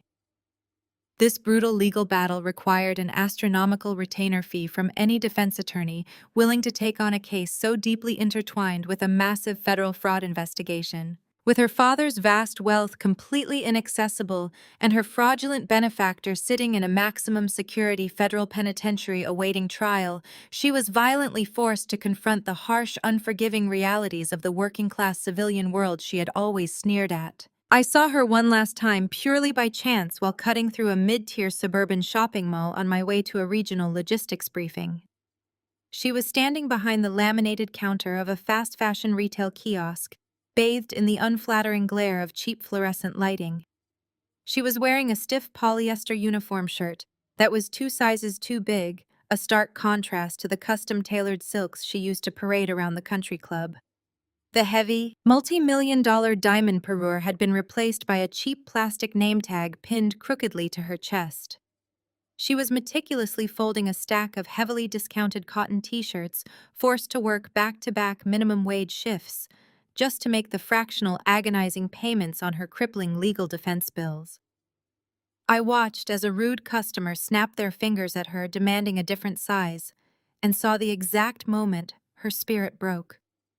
She was permanently trapped in a relentless, grueling cycle of manual retail labor to pay the ultimate price for the extravagant stolen life she had so arrogantly flaunted. The total collapse of Sydney's heavily subsidized reality was merely a footnote to the overarching corporate siege I had meticulously engineered. The true architect of the devastating multi-million-dollar fraud was still waiting for his final personal reckoning. Wyatt had been languishing in the stark, unforgiving confines of a maximum security federal detention center for weeks, denied bail during his initial arraignment due to the overwhelming flight risk he presented. The Department of Justice had completely dismantled his firm, freezing every known asset, domestic and offshore, effectively trapping him in a concrete cage. For a month, I ignored the frantic, pathetic messages he relayed through his increasingly desperate court-appointed public defender. I let him marinate in the terrifying reality of his new existence. But when the formal, desperate request for a face-to-face visitor physically crossed my desk at Vanguard headquarters, I decided to grant him exactly one final audience. I did not go to offer comfort, and I certainly did not go to offer salvation. I went to sever the absolute last tether, connecting me to the man I had once mistakenly trusted. The federal lockup was a bleak, imposing fortress of poured concrete and razor wire, radiating an atmosphere of industrialized despair. The air inside the facility was thick with the scent of harsh chemical bleach, stale sweat, and absolute hopelessness. I moved through the rigorous security checkpoints with calm, practiced efficiency, surrendering my identification and passing through heavy metal detectors. I had dressed for the occasion with deliberate surgical precision. I wore a pristine, impeccably tailored white wool crepe suit completely devoid of any wrinkles or flaws, projecting an aura of absolute, untouchable authority. My hair was pulled back into a severe, flawless chignon, and my posture was immaculate. I was escorted down a long, sterile corridor, lined with heavy steel doors, my designer heels clicking rhythmically against the scuffed linoleum floor, a sharp, commanding sound that cut through the muffled groans of the detention center. The guard directed me into a cramped, aggressively illuminated visitation room, divided precisely in half by a thick, scratched wall of bulletproof acrylic glass. I took a seat in the hard plastic chair, folded my hands neatly in my lap, and waited for the ghost of my past to materialize. The heavy steel door on the opposite side of the glass clanged open, and Wyatt was marched into the small cubicle by an armed corrections officer. The physical deterioration was staggering. The polished, arrogant titan of the financial district had been entirely erased. The expensive custom-tailored Italian suits had been replaced by a baggy, violently orange canvas jumpsuit that swallowed his suddenly frail frame. His perpetually styled hair was greasy and unkempt. His skin carried a sickly, fluorescent pallor, and dark bruised bags hung heavily beneath his frantic, bloodshot eyes. He looked exactly like what he truly was, a cornered, desperate criminal stripped of his illusions. He practically threw himself into the plastic chair on his side of the partition and snatched the heavy black telephone receiver from its metal cradle with shaking hands. I picked up my receiver, slowly bringing the cool plastic to my ear, but I did not utter a single syllable. Wyatt pressed his free hand flat against the thick glass, his chest heaving with panicked, shallow breaths.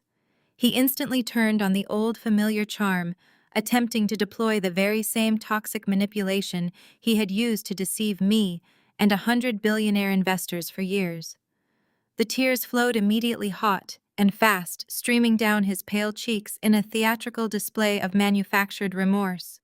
He begged me for forgiveness, his voice a frantic, grating whine that crackled through the cheap speaker of the telephone.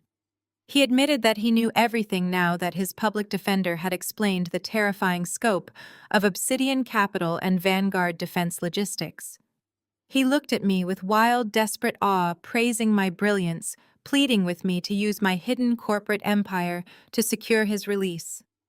The federal magistrate had set his bail at an astronomical punitive number, and I was the only person on Earth with the liquid capital required to free him.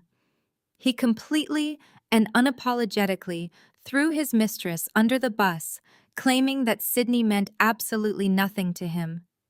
He sobbed, insisting she was a hollow, stupid distraction, a terrible mistake born of corporate stress, and that I, Blair, had always been his one true love. He promised we could start over. He promised that we could rebuild our lives together if I would just wire the funds and save him from the nightmare of federal prison. I listened to his entire pathetic monologue without blinking.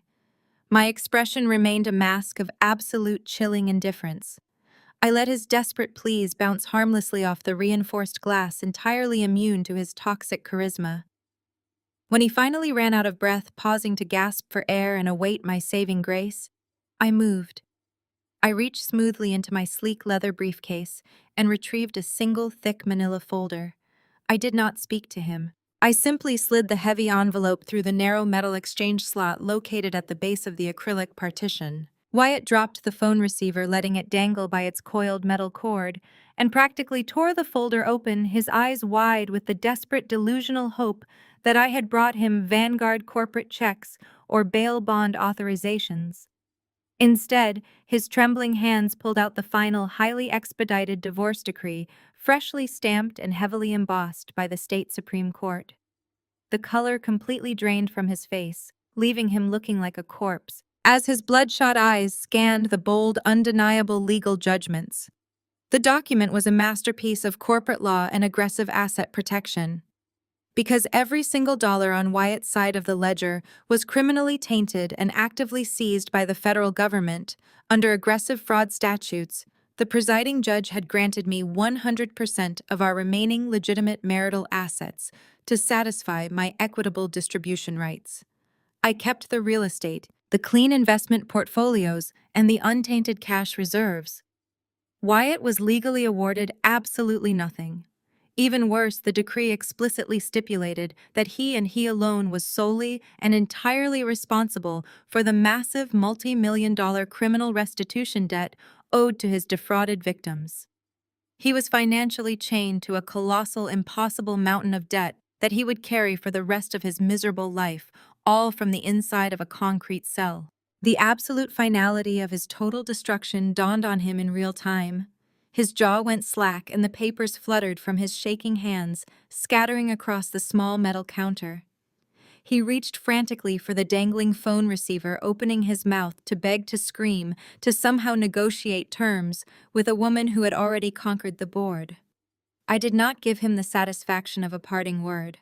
I placed my black phone receiver firmly back onto its metal cradle, permanently cutting off his audio feed. I stood up, smoothed the lapels of my immaculate white suit, and turned my back on him. Through the thick, soundproof glass, I could see his face contort in absolute terrifying despair. He slammed his fists violently against the acrylic partition, his mouth wide open, screaming my name over and over again into the silent void of the visitation booth. I did not look back. I walked steadily down the sterile, fluorescent-lit corridor, my heels clicking a sharp, victorious rhythm against the concrete floor, leaving the wreckage of my past locked securely behind me. The pristine silence of the Federal Visitation Room was a world away from the decaying claustrophobic reality Thomas and Carolyn now occupied. Stripped of their sprawling suburban sanctuary and banished from their elite social circles, my parents had been violently forced to the absolute bottom of the economic food chain. They were currently residing in a cramped, moldy two-bedroom walk-up apartment situated in the grimy industrial shadows of the city's outer rim. The persistent, suffocating scent of damp drywall and cheap cooking oil had permanently replaced the bespoke floral arrangements and imported leather they were accustomed to. Their platinum credit cards were canceled. Their investment portfolios were entirely liquidated by federal asset forfeiture, and their fair-weather friends had universally abandoned them the moment their accounts ran dry. They were surviving on the agonizingly thin margins of heavily garnished Social Security checks, trapped in a squalid, miserable existence that offered no avenue of escape. It was within this depressing, dimly lit apartment that a flickering secondhand television set brought them the news of my latest corporate endeavor. The local broadcast was buzzing with coverage of Vanguard Defense Logistics, hosting a massive, highly publicized charity gala dedicated to funding rehabilitation programs for disabled military veterans. The news anchors spoke breathlessly of the opulent venue, the staggering amount of capital being raised, and my rising status as the city's premier philanthropic executive. Watching their discarded, discredited daughter bathed in the glamorous glow of flashbulbs and adulation sparked a desperate, venomous idea in their minds. Bereft of high-priced attorneys or financial leverage, they decided to resort to the only weapon they had left: emotional manipulation. They calculated that a high-profile corporate figure's greatest vulnerability was public optics. If they could successfully corner me in front of the press corps, weeping and pleading for a tearful family reconciliation, they believed the intense media pressure would force me to embrace them and open my checkbook to protect my brand. It was a pathetic, transparent strategy, heavily relying on the very societal norms and familial guilt they had mercilessly weaponized against me for my entire life. They meticulously ironed their best remaining garments, desperate to mask their glaring destitution under a thin, fraying veneer of fading aristocratic grace, and purchased a bus ticket to the downtown Civic Center. The grand ballroom was a masterpiece of orchestrated elegance, crawling with aggressive journalists, local politicians, and decorated military brass. It was the absolute perfect stage for their desperate theatrical performance. By tailgating a large group of arriving donors, they managed to slip past the distracted perimeter guards and blend into the opulent crowd, their eyes frantically scanning the room for their target. I was standing near the edge of the main stage, engaged in a quiet, high-level conversation with a retired four-star general, the ambient glow of the crystal chandeliers reflecting off my tailored evening gown.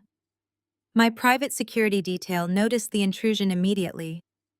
The lead contractor tapped his earpiece, caught my eye from across the room, and silently asked for authorization to intercept and remove the uninvited guests. I did not flinch, and I did not panic. I simply raised a single, commanding finger, silently ordering my tactical team to stand down and hold their positions. I watched calmly from the corner of my eye as Thomas and Carolyn aggressively pushed their way to the very front of the press barricade. Right on cue, exactly as the local news cameras pivoted to capture the commotion, Carolyn unleashed a loud theatrical sob that cut through the sophisticated chatter of the ballroom. She reached out her trembling hands toward me, crying my name with manufactured anguish.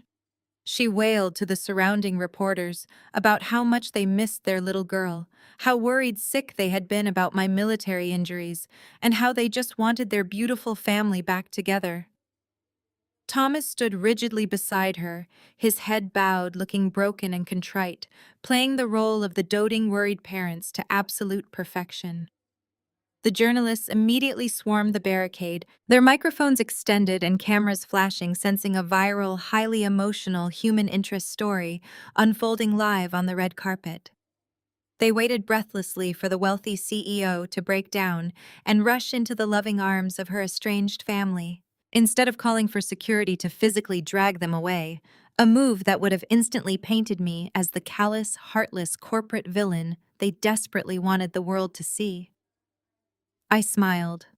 I stepped gracefully away from the general, walked directly up the short staircase onto the main stage, and calmly detached the microphone from the podium.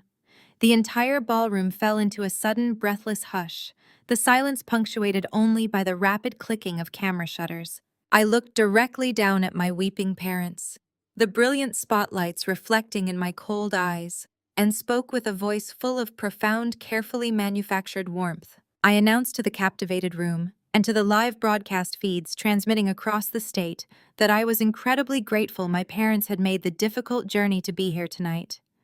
I told the audience that Vanguard Defense Logistics was fundamentally built on the core military values of relentless resilience and brutal survival, and that absolutely no one had taught me those vital lessons better than Thomas and Carolyn. I leaned into the microphone, my voice ringing clear, lethal, and absolute. I stated that I wanted to thank them for teaching me the harshest lesson of my life, that true independence means relying on no one. The effect was instantaneous, spectacular, and utterly devastating. The narrative violently snapped back on them with the force of a physical blow. The press corps did not see a tragic family estrangement. They saw the ultimate triumphant origin story of a disabled combat veteran who had conquered her heartless abusers to build a corporate empire. The journalists instantly turned their lenses back on my parents, capturing their stunned, open-mouthed horror as their manipulative ambush completely disintegrated on live television. The press ate it up as a wildly inspirational veteran story of overcoming adversity. The applause from the military brass and corporate titans was deafening, a roaring wave of validation that drowned out Carolyn's frantic, panicked attempts to change the story. With the public optics completely secured and my absolute victory televised, I gave a subtle, definitive nod to the Vanguard tactical team. Two massive security contractors materialized flawlessly beside my parents, gripping their elbows with uncompromising bruising force. They were swiftly and silently escorted out the service exit, banished back into the damp, unforgiving city night, thoroughly defeated, and publicly humiliated by the very spotlight they had tried to weaponize against me. The swift, brutal efficiency of my parents' public disgrace was merely the prelude to the final physical dismantling of their world. With their utter defeat cemented in the local press and their remaining credibility reduced to ashes, the lingering legal formalities regarding their foreclosed property moved with accelerated, uncompromising precision. Obsidian Capital, acting under my direct authorization, finalized the absolute seizure of the sprawling suburban estate. The heavily leveraged mortgage was officially dissolved, the local municipal records were aggressively updated, and the deed was transferred entirely into the secure holding accounts of Vanguard Defense Logistics. I did not intend to flip the property for a lucrative corporate profit, nor did I plan to lease it out to another generation of arrogant, hollow socialites. The mansion was a rotting monument to a toxic childhood, a physical manifestation of my parents' manufactured superiority and bottomless cruelty. It was a structure infused with decades of emotional poison, and it needed to be entirely eradicated. 2 weeks after the spectacular implosion at the charity gala, the affluent, meticulously manicured silence of that elite neighborhood was violently interrupted. I did not arrive in a sleek, inconspicuous executive town car to quietly inspect my new real estate asset. I arrived at the head of a massive, thundering convoy of heavy industrial machinery. A fleet of Vanguard-branded bulldozers, heavy excavators, and armored dump trucks rumbled down the pristine, tree-lined avenues, their massive diesel engines shaking the perfectly landscaped lawns and rattling the expensive leaded windows of the neighboring mansions. The wealthy residents, former peers of Thomas and Carolyn, who had eagerly participated in their toxic social climbing, peeked through their expensive silk curtains in sheer, unadulterated horror as the line of yellow and black construction vehicles breached the high iron gates of my parents' former sanctuary. I stepped out of the lead transport vehicle wearing steel-toed boots, dark denim, and a high-visibility Vanguard jacket. The air was crisp, holding the faint scent of pine and morning dew, a sharp, invigorating contrast to the heavy smell of exhaust and churning diesel fuel. I stood at the base of the circular driveway and looked up at the towering facade of the estate one last time. The towering white columns, the immaculate sweeping landscaping, and the heavy imported stone steps where I had once stood freezing, soaked to the bone, and begging for a single night of shelter, all loomed before me. It was a house built entirely on lies financed by reckless debt and maintained by the systematic destruction of anyone they deemed inferior. I felt no nostalgia, no lingering sentimental attachment to the brick and mortar. Every room held a memory of being belittled, dismissed, or ignored. I raised my right hand and gave a sharp, definitive nod to the lead site foreman. The destruction was immediate, deafening, and breathtakingly violent. The first excavator drove its massive steel claw directly through the grand oak front doors, shattering the heavy, ornate wood into jagged, splintered fragments. The crunch of collapsing architecture echoed like artillery fire across the affluent suburb as the bulldozers tore into the primary structural supports. The walls of the grand foyer where my mother had hosted her pretentious, glittering society dinners and judged the worth of her guests by their bank accounts caved inward with a thunderous roar. Massive plumes of thick gray dust billowed into the clear morning sky, raining debris over the pristine driveway. I watched unflinchingly as the heavy machinery systematically ripped the mansion apart piece by piece. The expensive imported Italian marble was crushed into coarse gravel under the heavy steel treads of the excavators. The glittering crystal chandeliers that had once illuminated my parents' absolute arrogance were pulverized under tons of collapsing drywall and shattered slate roofing tiles. The opulent master suite, the formal dining room where my military service was repeatedly mocked as a pathetic failure. The immaculate designer kitchen, every single square foot of their fabricated elitist reality, was reduced to a chaotic, unrecognizable pile of broken timber and twisted rebar. The elite demolition crew worked with ruthless military precision, entirely leveling the sprawling structure before the sun reached its zenith. The physical erasure was absolute and uncompromising. The toxic monument to their fake status was wiped clean from the face of the earth, leaving nothing but a vast, flattened expanse of raw dirt and broken stone. As the thick clouds of dust slowly began to settle over the flattened acreage, I unrolled a large set of architectural blueprints across the hood of my transport vehicle. The freshly cleared earth was not going to remain empty, nor would it ever again host a monument to vanity and greed.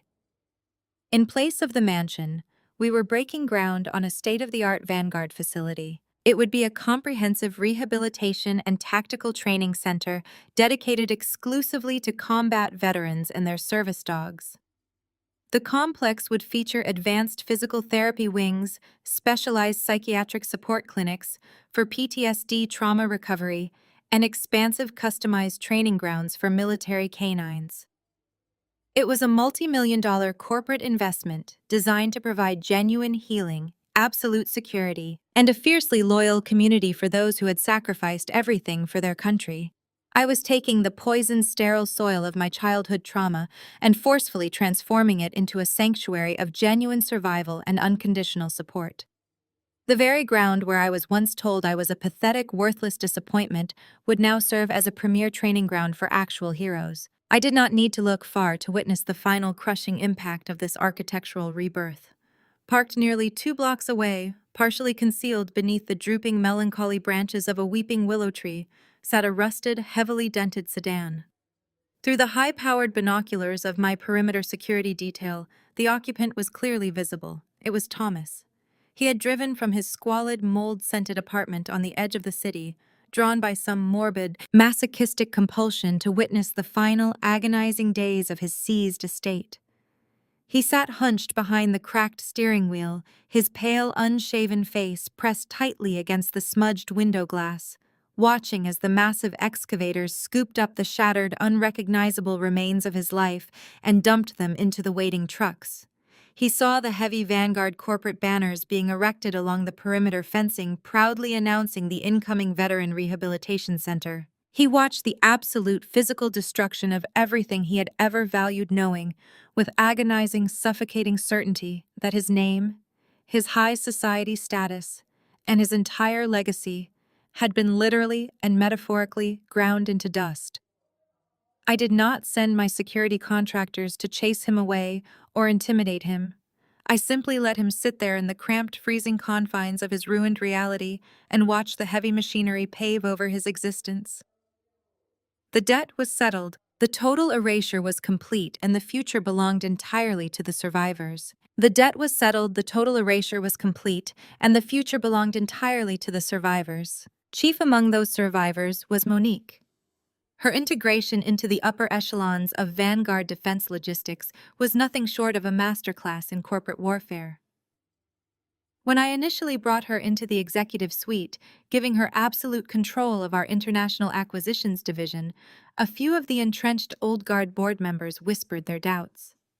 They mistakenly read her quiet demeanor and her previous life as a suburban housewife as markers of weakness. Monique systematically dismantled those assumptions within her first 30 days.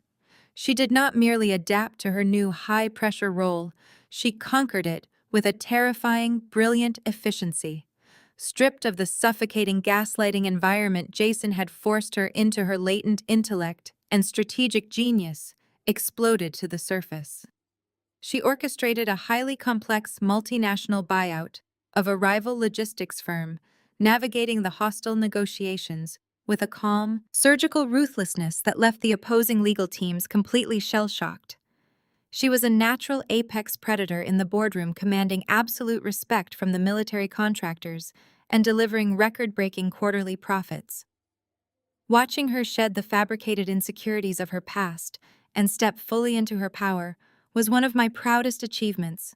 To commemorate her astonishing first-year anniversary as a Vanguard executive, I reserved a private dining room at the most exclusive, impenetrable culinary fortress in the city. It was an underground invite-only establishment hidden beneath the financial district, catering exclusively to the ultra-elite. There were no flashing cameras, no desperate socialites, and absolutely no pretense.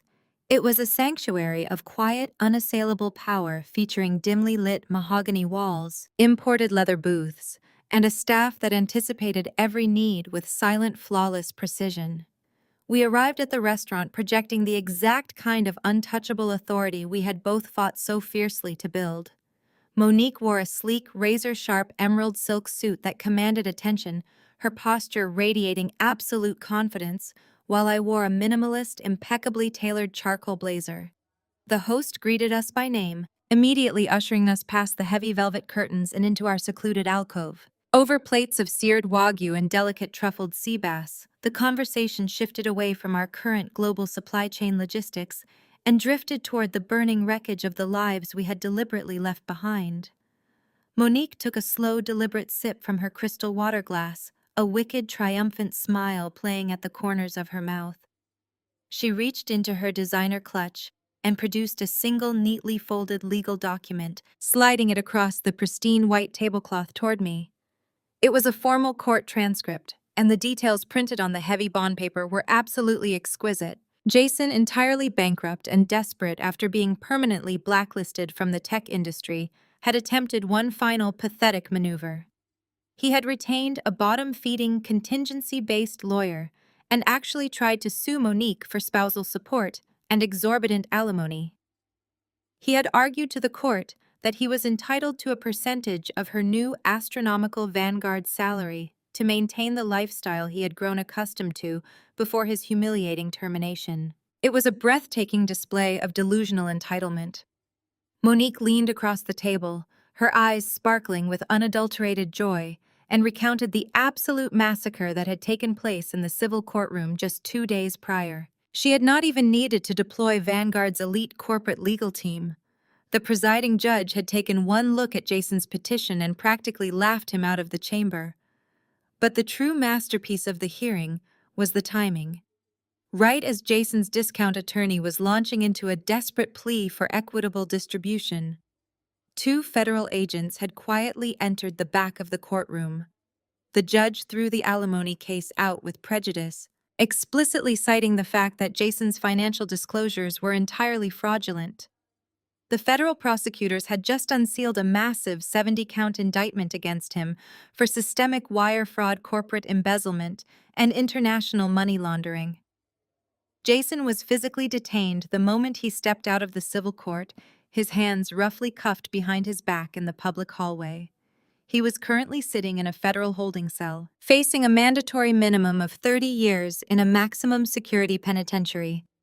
He had tried to extract money from the woman he had abused, and instead he had walked directly into a federal trap that would effectively end his life. We savored the story, dissecting every miserable detail of his total downfall. There was no pity, no lingering sadness, and absolutely no remorse. We ordered a bottle of the restaurant's oldest, most incredibly rare vintage champagne. The sommelier poured the sparkling golden liquid into our crystal flutes with quiet reverence, then vanished into the shadows, leaving us alone in our private victory. I raised my glass, the crystal catching the ambient light of the room. I looked across the table at Monique, seeing not just a brilliant corporate strategist or a highly valuable executive, but a woman who had walked through the exact same fire that had tried to consume me. We toasted to absolute uncompromising loyalty. We toasted to the exhilarating, unmatched power of walking away from toxic parasitic systems designed to drain us of our worth. Most importantly, we raised our glasses to the unbreakable strength of women who looked at the victim's narrative society, handed them, tore it to shreds, and chose to become conquerors instead. The clink of our glasses rang out like a final victorious bell. As we drank, a profound, unshakable realization settled deep within my chest. I had spent my entire life desperately seeking validation from a family that only viewed me as an exploitable resource or a convenient punching bag. I had bled for their approval only to be met with relentless betrayal. But looking at Monique, feeling the absolute ironclad trust and mutual respect that flowed between us, I knew the search was permanently over. We were not bound by genetics or forced proximity. We were bound by shared survival, brutal honesty, and an empire we had built with our own hands. In the quiet, luxurious aftermath of our total victory, I realized I had finally found the real, unwavering family I had always wanted. The profound, unshakable peace I had secured during that celebratory dinner with Monique became my absolute armor for the final, inevitable confrontation.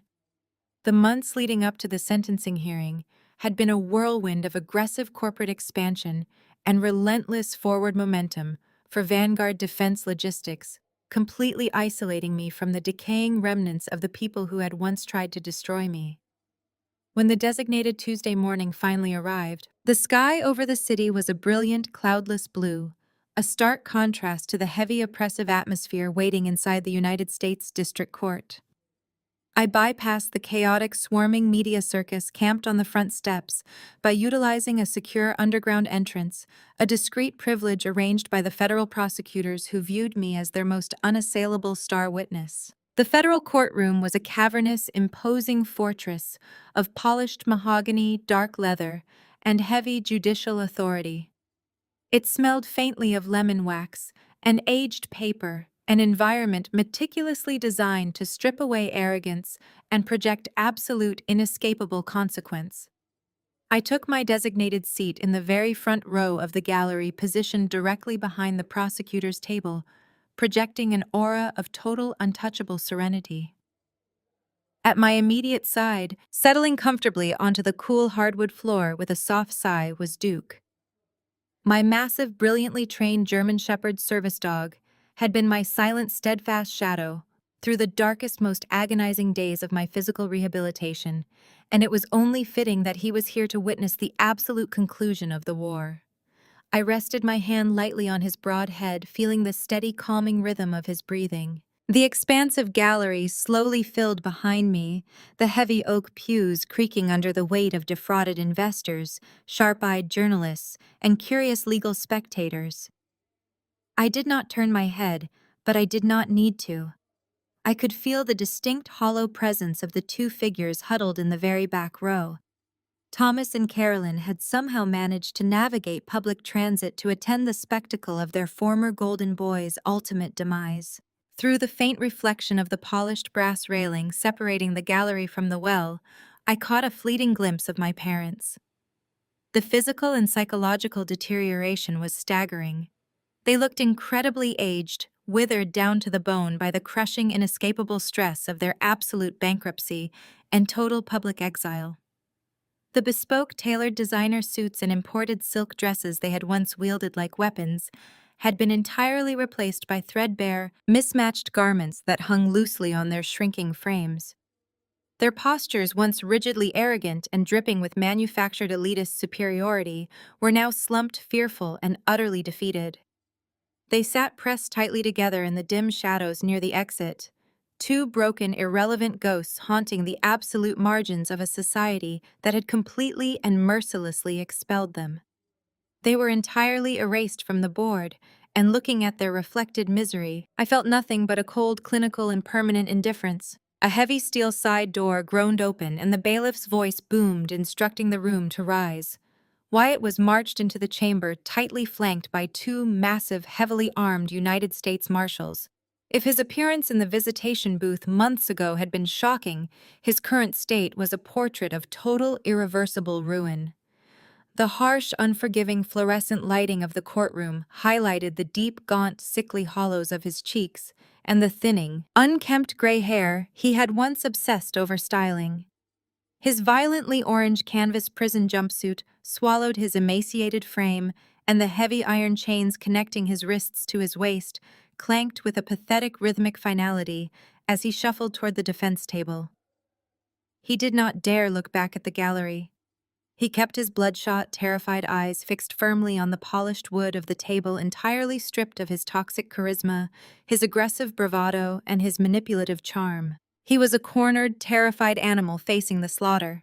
The presiding federal judge, a stern, uncompromising magistrate with a legendary reputation for possessing zero tolerance for predatory white-collar criminals, took the elevated bench and initiated the final proceedings. The sentencing phase was not a debate. It was a brutal, meticulous, and agonizingly slow recounting of Wyatt's systemic treachery. The lead federal prosecutor stood and laid out the staggering, irrefutable scope of the devastation, detailing the multi-million-dollar wire fraud schemes, the aggressive, calculated corporate embezzlement, and the sprawling criminal conspiracy deliberately designed to defraud honest, hard-working investors while simultaneously attempting to exploit and destroy his own wife. The judge listened with a mask of absolute, undisguised disgust. When Wyatt's exhausted public defender offered a weak, pathetic, half-hearted plea for leniency, citing first-time offenses and a completely fabricated display of remorse, the judge cut him off with a razor-sharp, humiliating reprimand that silenced the entire room. Then came the absolute, undeniable judgment. The judge looked down from the bench, his voice echoing like a physical blow through the cavernous chamber.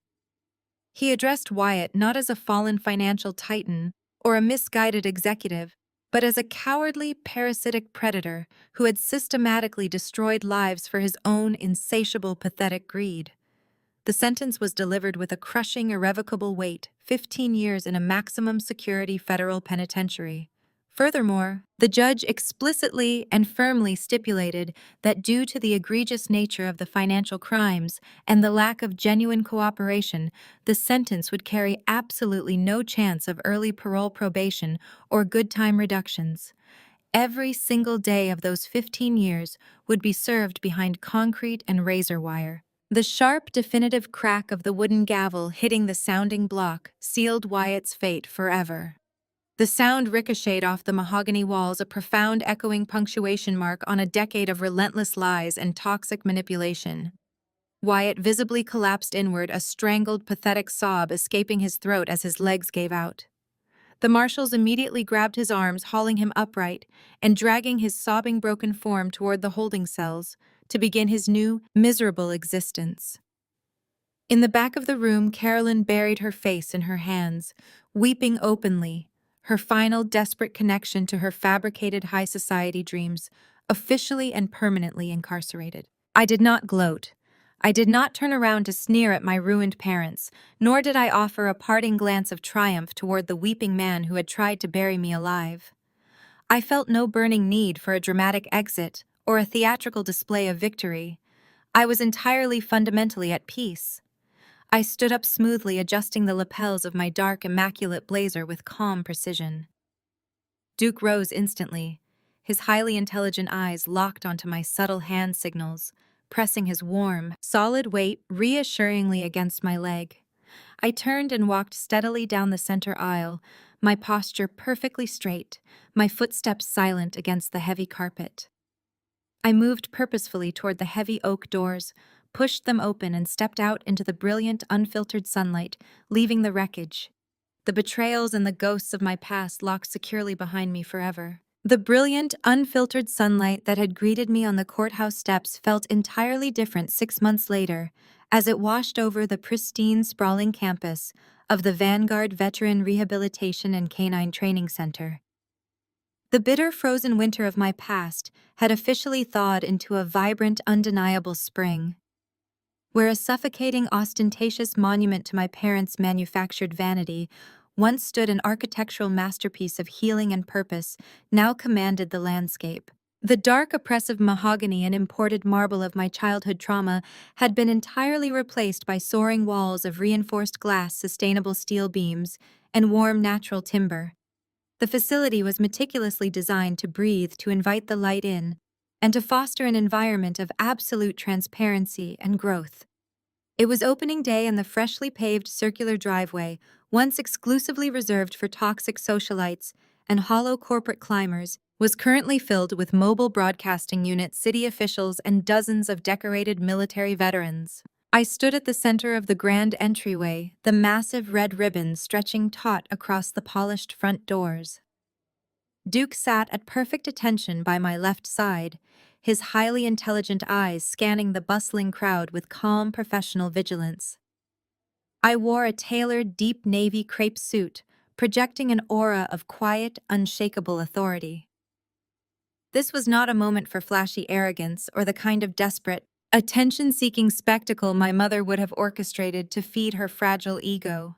This was a solemn, triumphant transfer of power back to the people who actually deserved it. The city mayor delivered a brief, enthusiastic speech praising Vanguard Defense Logistics for our unprecedented corporate philanthropy and our unwavering commitment to the city's disabled servicemen and women. The press corps, the very same journalists who had eagerly documented the dramatic downfall of my family, now captured the birth of my legacy, their camera shutters clicking in a continuous rhythmic wave. As the mayor concluded his remarks and handed me the oversized ceremonial scissors, I looked out over the sea of faces. I saw Monique standing in the front row, a proud, brilliant smile illuminating her features, representing the ironclad corporate sisterhood we had forged in the fires of our respective betrayals. I saw the faces of the initial intake class of veterans, men and women bearing the visible and invisible scars of their service, standing tall and proud alongside their newly paired service dogs. I did not give a long, self-indulgent speech. I simply looked directly into the camera lenses, thanked the community for their unwavering support, and stated that true strength is never measured by what you can destroy, but by what you possess the power to rebuild. With a swift, decisive motion, I sliced through the thick red ribbon. The crowd erupted into deafening applause, and the heavy glass doors automatically slid open, welcoming the public into the sanctuary we had created. The subsequent reception was held in the facility's expansive central atrium, a beautiful sunlit space filled with therapeutic greenery and the low, comforting murmur of running water from a central stone fountain. Caterers moved seamlessly through the crowd with silver trays, while reporters conducted quiet, respectful interviews with the Vanguard executive team. I navigated the room with Duke, shaking hands with local politicians and accepting the heartfelt gratitude of the incoming medical staff. However, the true measure of my victory was not the media adulation or the architectural triumph.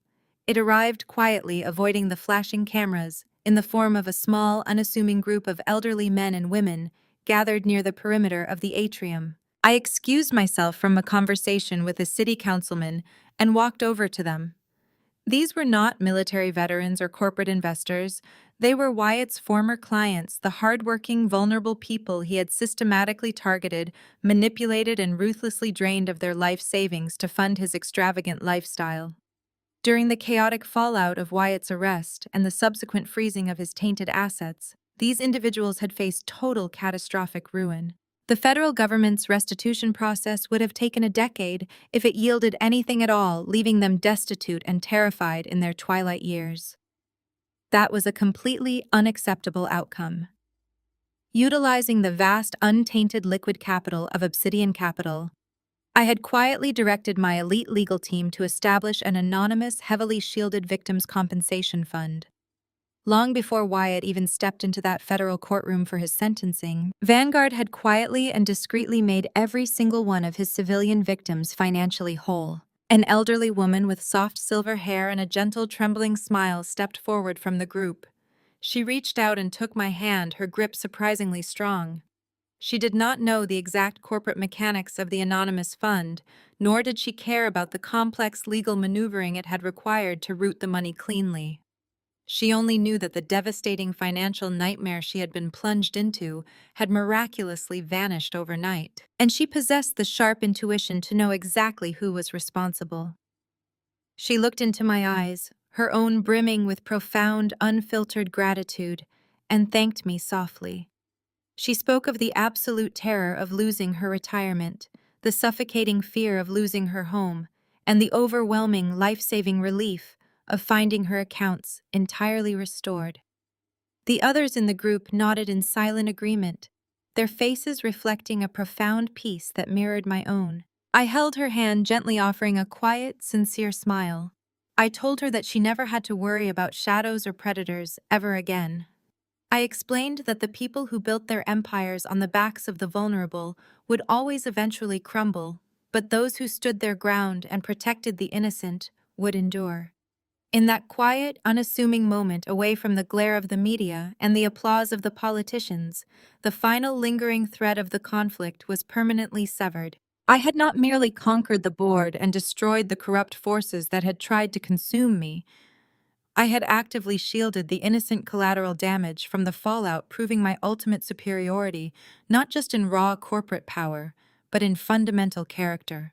As the reception slowly wound down, and the guests began to filter out into the warm afternoon air, I stood alone in the center of the atrium with Duke.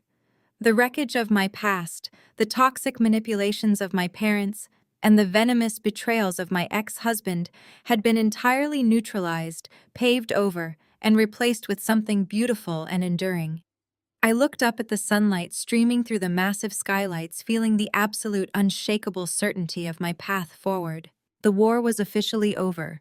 The victory was absolute, and my empire was secure. The war was officially over, the victory was absolute, and my empire was secure. The following week settled into a rhythm of unprecedented, frictionless productivity.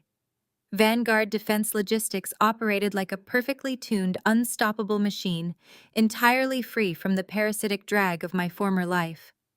I spent my days in the sleek, heavily fortified executive suite on the top floor of our downtown headquarters, orchestrating global supply chain movements and multinational acquisitions with a clear, unburdened mind. The security protocols for my personal and professional correspondence were notoriously rigorous, designed to isolate and eliminate threats before they ever reached my desk. Every digital inquiry corporate courier package and physical document passed through a multi-tiered filtration system managed by elite security personnel.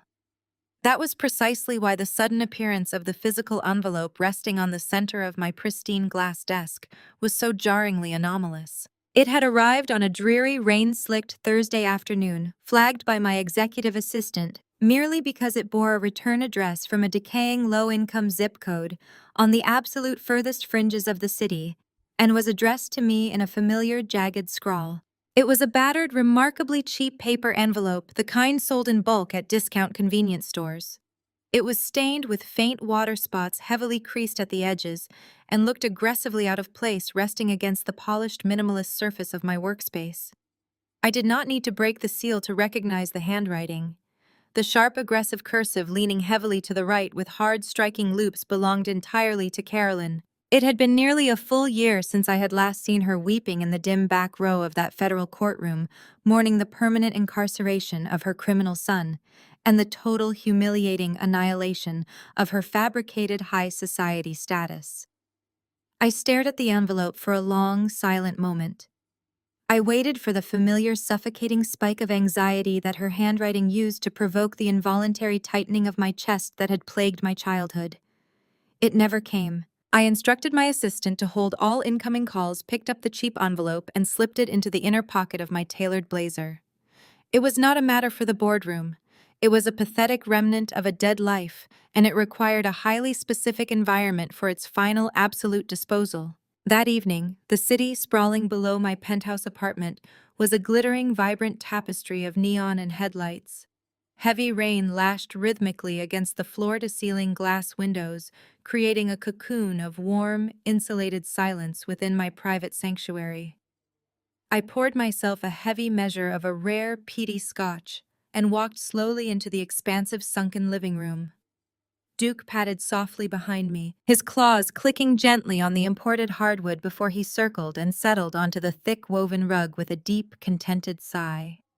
I stood before the massive custom-built stone fireplace. The flames cracked and hissed energetically, casting long dancing shadows across the minimalist furniture and the carefully curated artwork adorning the walls. I reached into my jacket, retrieved the crumpled envelope, and cleanly sliced it open with a heavy brass letter opener. The stationery inside was thin, translucent lined notebook paper. It was a sprawling, chaotic manifesto of pure, unfiltered desperation. Carolyn had filled 3 entire pages with a toxic, dizzying mix of fabricated nostalgia, aggressive guilt-tripping, and thinly veiled begging. She wrote at exhausting length about how heavily she was suffering, painting a bleak, miserable picture of her new reality in a squalid, mold-infested apartment complex. She lamented the brutal loss of her affluent friends, her untouchable social standing, and her deeply comfortable existence, entirely and deliberately omitting the fact that those things were built exclusively on systematic fraud and the financial abuse of the elderly. Then came the inevitable sickening pivot. The tone of the ink shifted abruptly from self-pity to entitled delusional demands. She reminded me with heavily underlined strokes of a ballpoint pen that despite everything that had transpired, she was still my mother. She dared to invoke the sacred, unearned concept of family loyalty, insisting that blood inherently required forgiveness. She wrote that it was my fundamental, moral duty as her daughter to rescue her from the devastating consequences of her own horrific actions. The final paragraph was a direct, shameless request for a substantial recurring financial stipend, carefully disguised as a desperate plea for a fresh start so we could supposedly rebuild our shattered relationship and put the past behind us. I stood in the quiet, ambient warmth of my living room and read the letter from beginning to end a second time. 10 years ago, those manipulative words would have utterly devastated me. They would have triggered a paralyzing spiral of self-doubt, a desperate, crushing sense of obligation, and an agonizing manufactured guilt. 5 years ago, they would have ignited a blinding, uncontrollable rage, a furious, burning desire to scream and retaliate against her boundless, suffocating hypocrisy. But as I traced the lines of her desperate, entitled cursive on that cheap paper, I searched the deepest corners of myself for a reaction and found absolutely nothing. There was no blinding anger burning in my chest. There was no lingering sorrow for the supportive mother I never had. There was no shred of residual attachment to the woman who had happily sacrificed my sanity and my future on the altar of her own endless vanity. The emotional void was profound, echoing, and absolute. It was the ultimate, irrefutable proof of my victory. The opposite of love was not hate. It was total clinical indifference. They had permanently lost the power to hurt me, the power to anger me, and the power to demand my attention. Carolyn and Thomas were reduced to nothing more than ink on cheap paper, desperate ghosts shouting into a vast, empty void that simply no longer acknowledged their existence. I did not tear the letter in a fit of dramatic rage. I did not shout or curse her name to the empty room. I stood perfectly still, holding the pages loosely between my steady fingers. With a calm, deliberate, and entirely peaceful motion, I extended my arm and dropped the loose pages directly into the center of the roaring fireplace. The dry, thin paper caught instantly. I watched completely detached as the bright orange flames eagerly consumed the edges of the desperate manifesto. The intense heat blackened the cheap paper, curling the corners aggressively inward before reducing Carolyn's pathetic guilt trips, her arrogant demands, and her desperate pleas into brittle, glowing ash. The fire crackled loudly, breaking the final fragile physical link to my toxic lineage. The heavy smoke drifted up the massive stone chimney, carrying the very last remnants of my abusers out into the cold, stormy night, leaving behind nothing but clean, breathable air. I took a slow, appreciative sip of my scotch, the complex liquid burning pleasantly in the back of my throat. Duke raised his heavy head, his ears perked toward the crackling fire, and I offered him a soft, reassuring smile. The psychological severance was completely and irrevocably finalized. I turned my back on the fireplace, leaving the meaningless ashes to settle in the hearth, and walked toward the sweeping, rain-streaked view of the city, my spirit impossibly light, my mind razor-clear, and my future entirely my own. That night marked the definitive end of the old world, a silent turning of the page that paved the way for the monumental era to come. Now standing on the sweeping cantilevered glass balcony of the Vanguard Defense Logistics Global Headquarters, I breathed in the crisp, unburdened morning air. The relentless rain of that final defining evening had long since washed away, leaving the city skyline gleaming under the brilliant golden light of a new dawn. Far below, the metropolis moved with chaotic, frantic energy, millions of people navigating the labyrinth of their daily lives. From this altitude, 50 stories above the concrete canyons, the noise was reduced to a soft, distant hum. I rested my hands on the cool metal of the railing, feeling the solid, unshakable foundation of the empire I had forged. The sleek, ultra-modern skyscraper was not just a corporate office. It was the physical manifestation of absolute resilience, a towering fortress of industry that cast a long protective shadow over the financial district. Vanguard had evolved far beyond my initial ambitious projections. We were no longer merely a highly efficient regional player disrupting the supply chain sector. We had become an untouchable global titan. Our logistics networks now spanned multiple continents, coordinating massive, highly classified defense shipments and civilian infrastructure projects with flawless military-grade precision. Every division operated with a ruthless, streamlined excellence, completely devoid of the parasitic nepotism, toxic maneuvering, and hollow vanity that had characterized the empires of my past abusers. Here, power was derived exclusively from merit, intelligence, and unbreakable trust. The boardrooms were sanctuaries of fierce collaborative innovation, driven by executives who understood the true value of loyalty. I had built a sovereign corporate state, completely insulated from the treacherous, shallow society that had once sought to break me. Yet the true crown jewel of this sprawling empire was not the multi-billion-dollar valuation or the impenetrable market dominance. It was the sanctuary thriving miles away on the exact acreage where my childhood trauma had once been rooted. The Vanguard Veteran Rehabilitation and Canine Training Center was operating at peak miraculous capacity. Every week, comprehensive progress reports crossed my desk detailing profound life-altering victories. Men and women who had returned from combat shattered and discarded by the system were finding genuine lasting peace. I read accounts of severely traumatized soldiers taking their first unassisted steps in the advanced physical therapy wings, and I watched video updates of highly trained service dogs executing complex life-saving maneuvers alongside their new handlers. The soil that had once been poisoned by Carolyn and Thomas's bottomless greed and manufactured elitism had been fundamentally purified. It was now generating actual tangible miracles, providing absolute security and a fierce loving community for the innocent and the brave.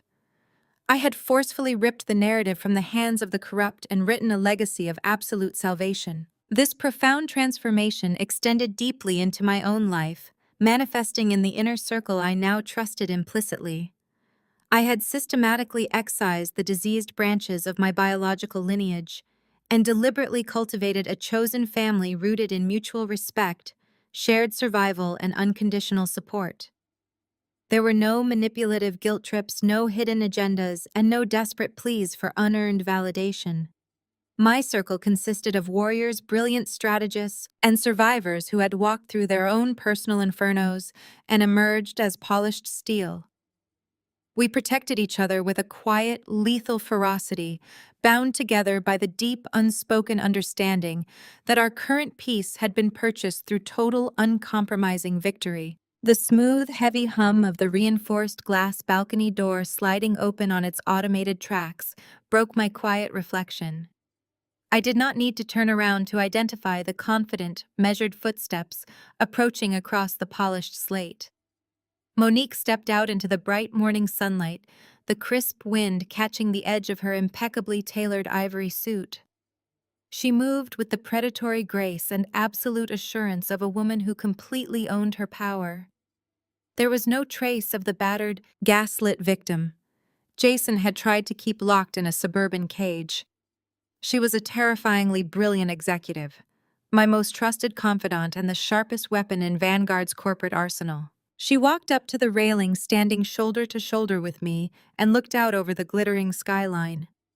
Without a word, she extended her hand, presenting a thick, heavy leather-bound portfolio. I took it, feeling the satisfying weight of the premium paper inside. It was the finalized, fully executed contract for our massive European expansion and immensely complex, highly hostile takeover of an international shipping conglomerate that Monique had spearheaded and ruthlessly finalized. She had navigated the brutal international regulations and decimated the opposing corporate defenses with flawless surgical precision. The document represented billions in projected revenue and cemented Vanguard's absolute dominance on the global stage.